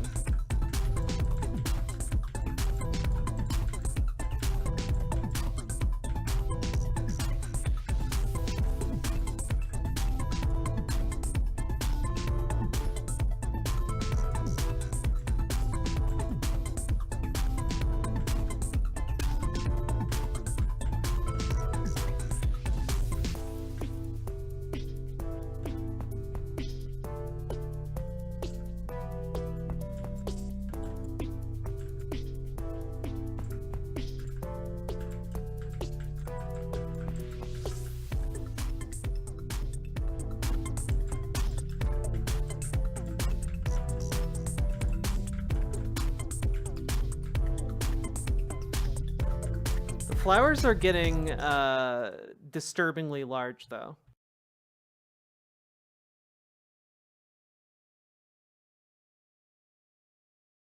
Wait, I got a present? I don't know what happens there.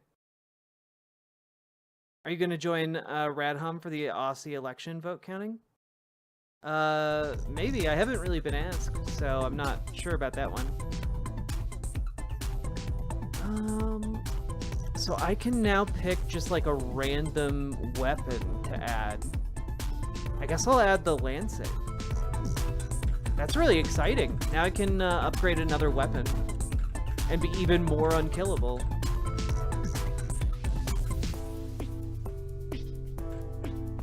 And once I do, I can evolve it now because I have the rare items from like the guys that chased me in the cloaks.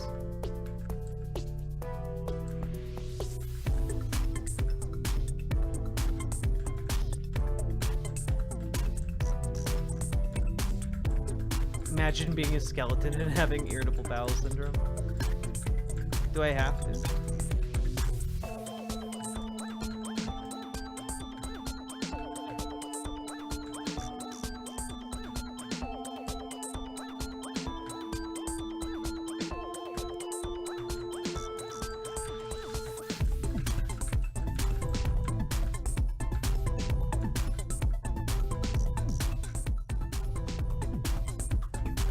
Now I can freeze people in time. Oh yeah. There's the good shit.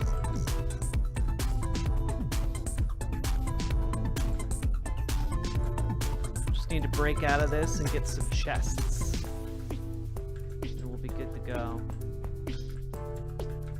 Where the heck am I? Clown World.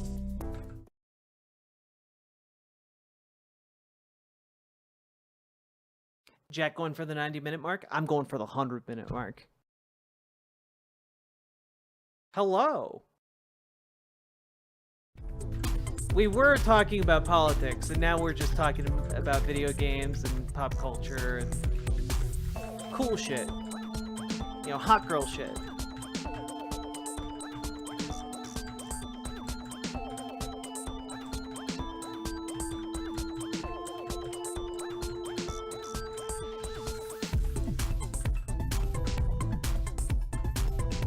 Come on, let me touch that treasure chest. There we go.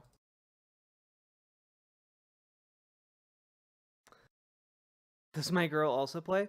Yeah, she plays some video games. She's really excited to jump into Oblivion. Halves enemies' health. Let's go! Hot diggity damn.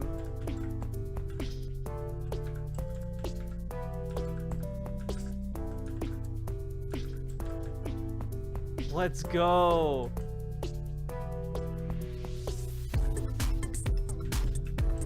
Now, not only do I freeze them in time, I take half their health away.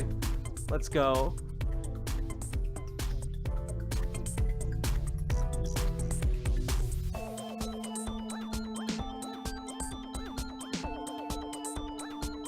I now just live in an interdimensional void of falling pianos. I'm become piano. Destroyer of worlds. Ugh, now this is video games.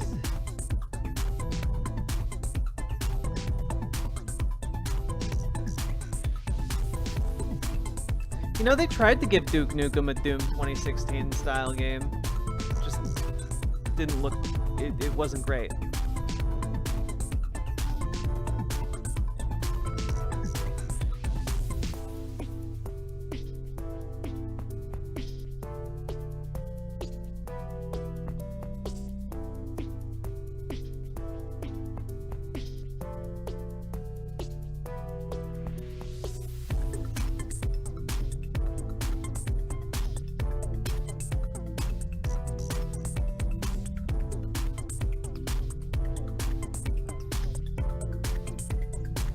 Yeah, it's true. Duke Nukem probably it does not age well into the current era.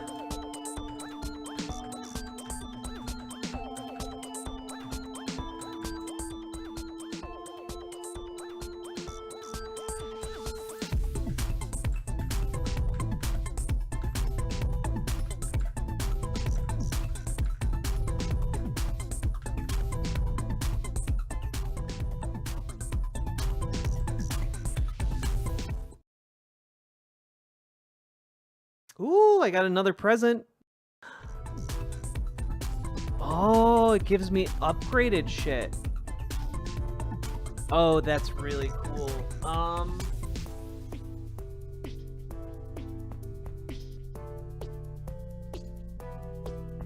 That's really fucking cool. I've never actually got an item that allows me to upgrade like this.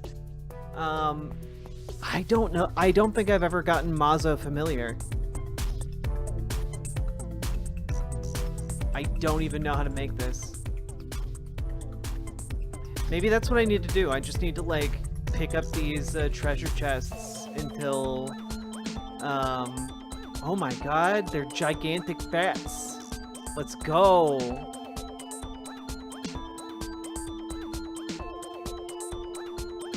I haven't played this game since it came out, like, a while ago.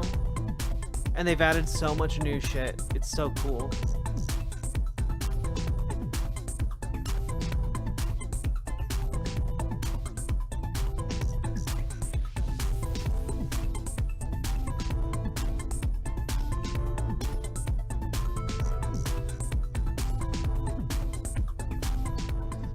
got 90 minutes. Let's go.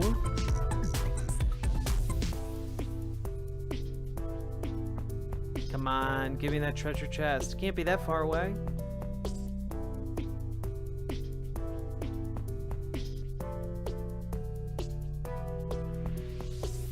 There is a Castlevania Among Us DLC. There's also like another weird DLC that came out.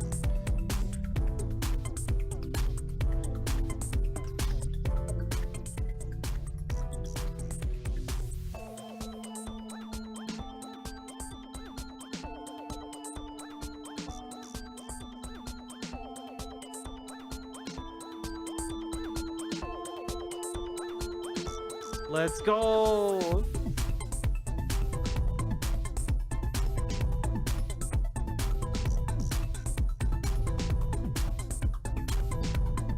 Yeah, this is so wild.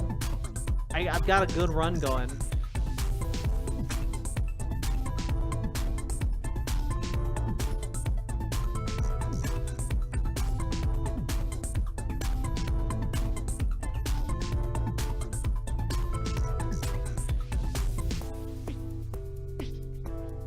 Also, this game is just such a vibe.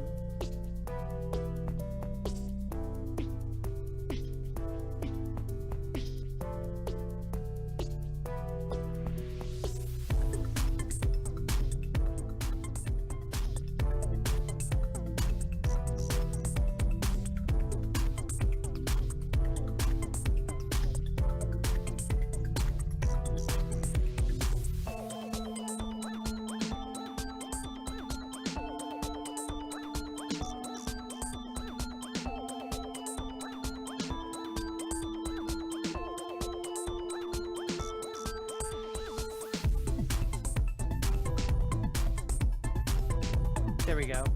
Speed it up. Forgot about this.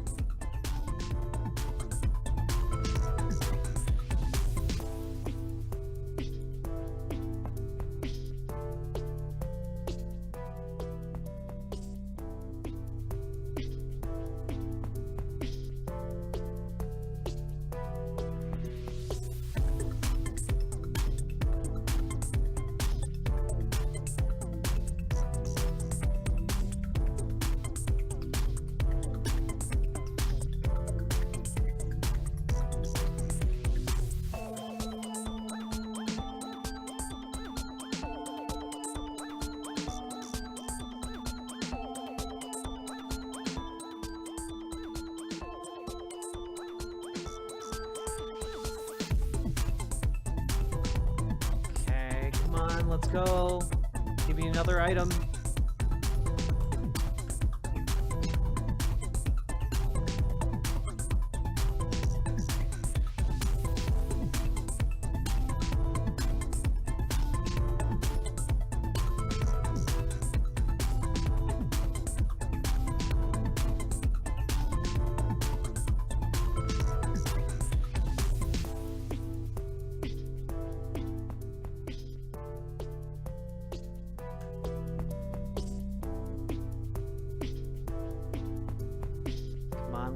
There. Give it to me. Go, go, go, go, go.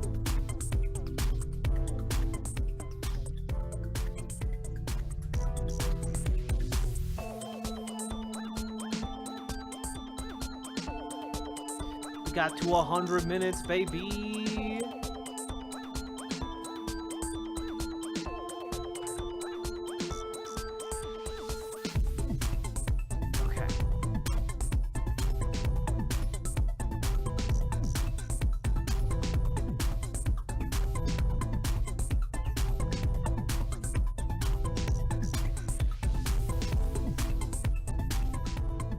Oh, interested in this? Yes, I am. Give me another one.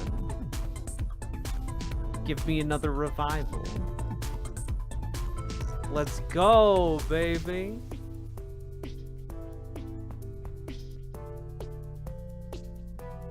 I will never die.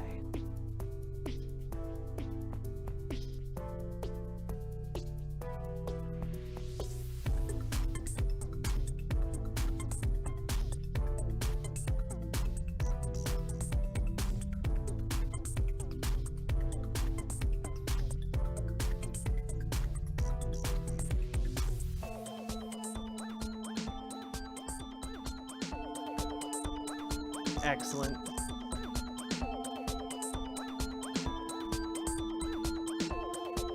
We got some life insurance. We got extra bouncy minecart projectiles. Let's go.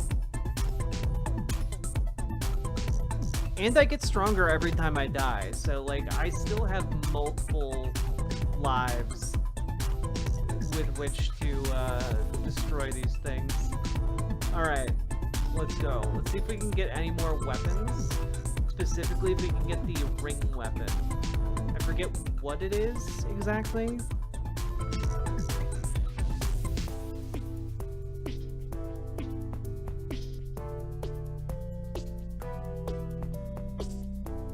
Ooh.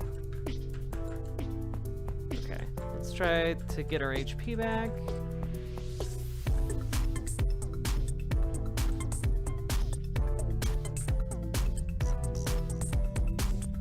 This is fucking nuts. Has now become the idle game? Kind of, yeah.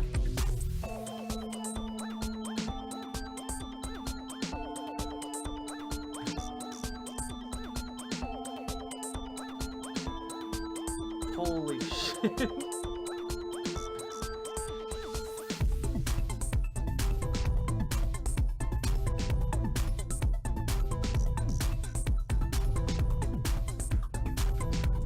Trying to get all of my HP back.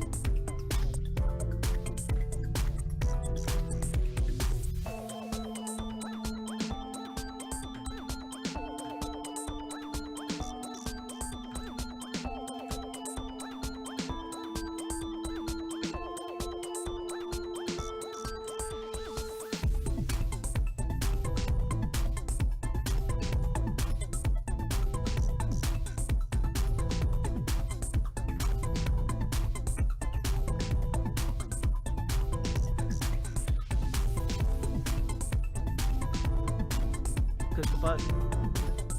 Click the button.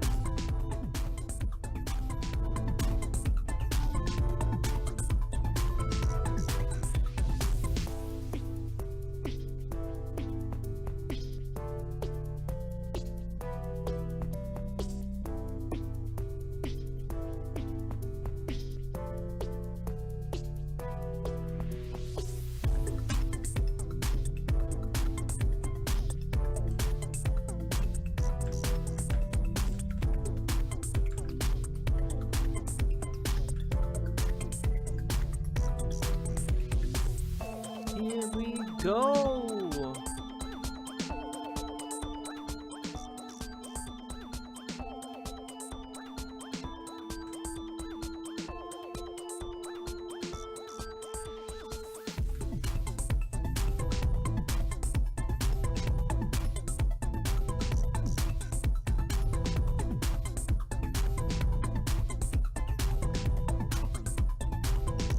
I'm a rocket ship on my way to Mars on a collision course. I am a satellite. I'm out of control. I'm a sex machine ready to reload like an animal.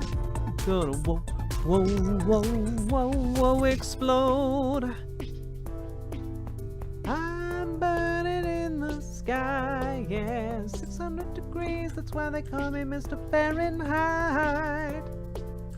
Going at the speed of light, I wanna make a supersonic man out of you.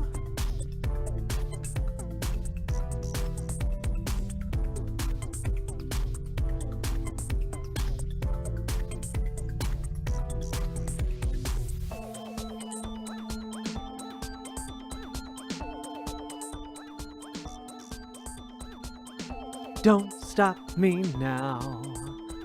Don't stop me, 'cause I'm having a good time, having a good time.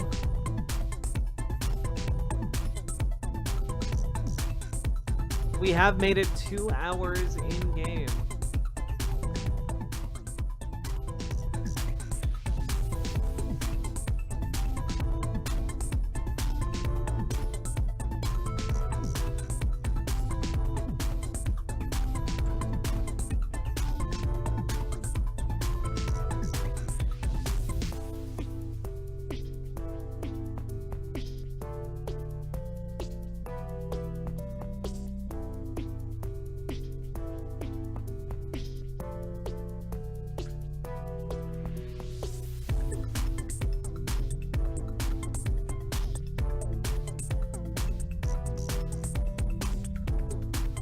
Death has lost all meaning for one such as I.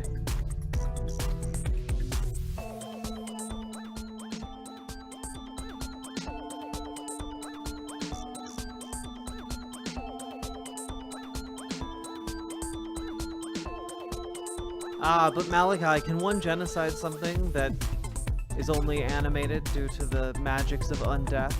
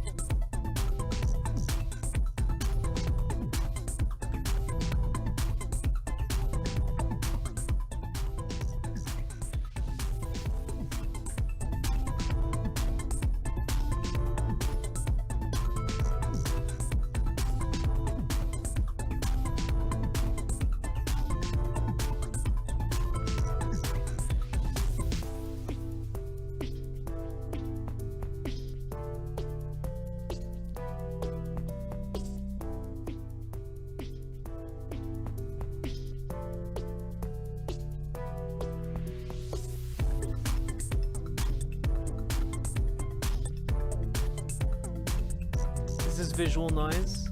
Isn't it delightful?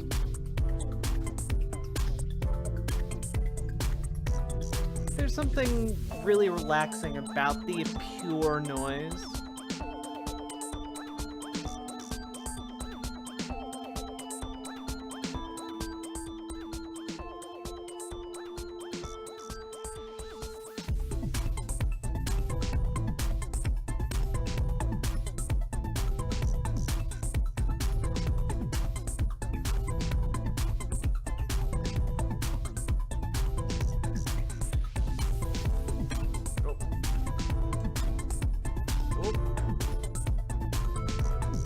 Today.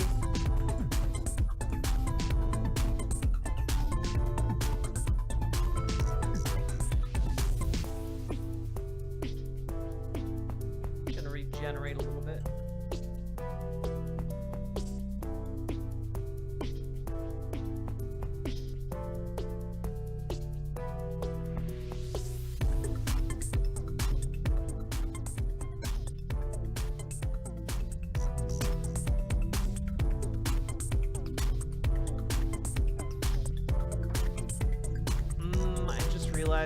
a very specific item.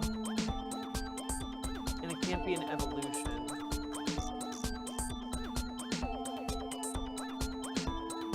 Well, we'll see if we can still get that item. Probably a rare drop from one of these treasure chests. You have to get, like, the blue present. Not the red present, the blue present.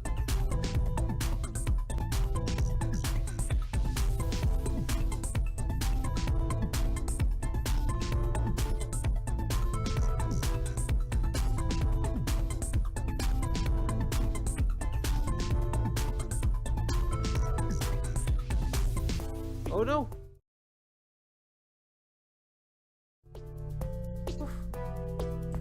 Alright, I'll be a little bit harder to kill.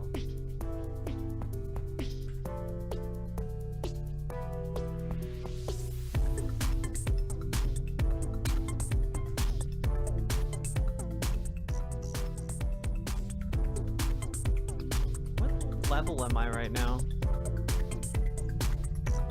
I genuinely have no idea.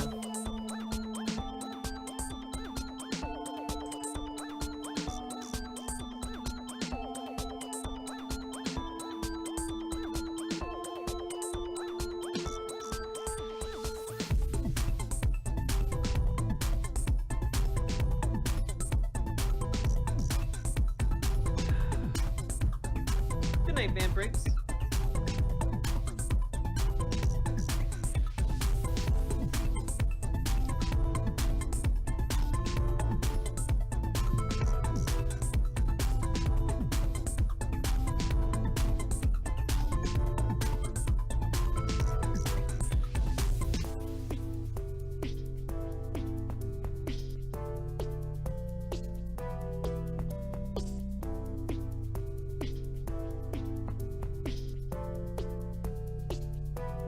Oh no. Is that the end of the run?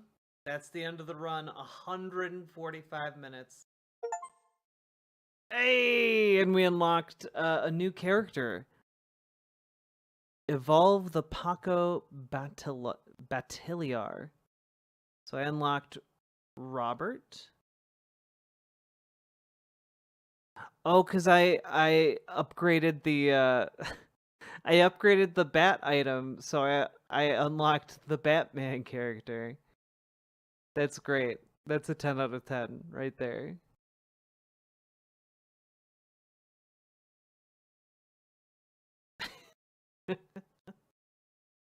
Oh god.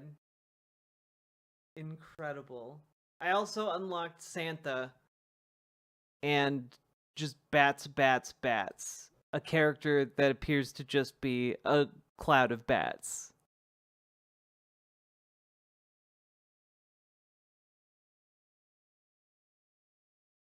Incredible. I love this game.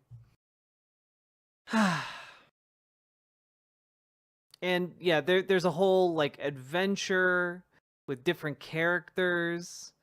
There's like a bajillion different levels that you can complete with like a ton of different characters that each have like their own item that they start with, and like all the items do different stuff and can evolve into different things.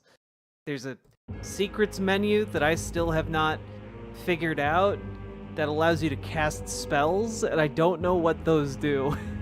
I still don't know what this is about. I don't like this screen because the music spooks me. There's a bestiary where they give like the lore descriptions of every single enemy that you kill in this game. When a shrimp yearns to be a dragon above all things, the horned shrimp may take pity on it and bestow a form most mighty, or rather a form almost mighty. It turns out that being the patron god of all shrimp doesn't let you make anything much more intimidating than this, but the shrimp are happy.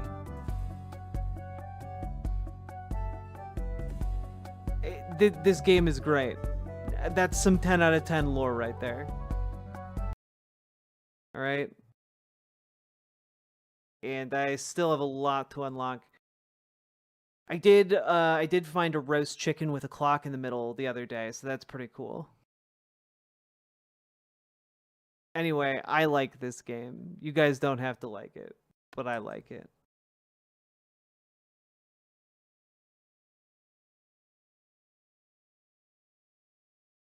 And with that, folks, I think I'm sleepy. And I think I'm going to go secretly clean up the house while my partner's asleep in order to delight her when she wakes up. And I'm going to see you all later today, folks. And we'll actually do like a politics show. We'll do some content. And until then,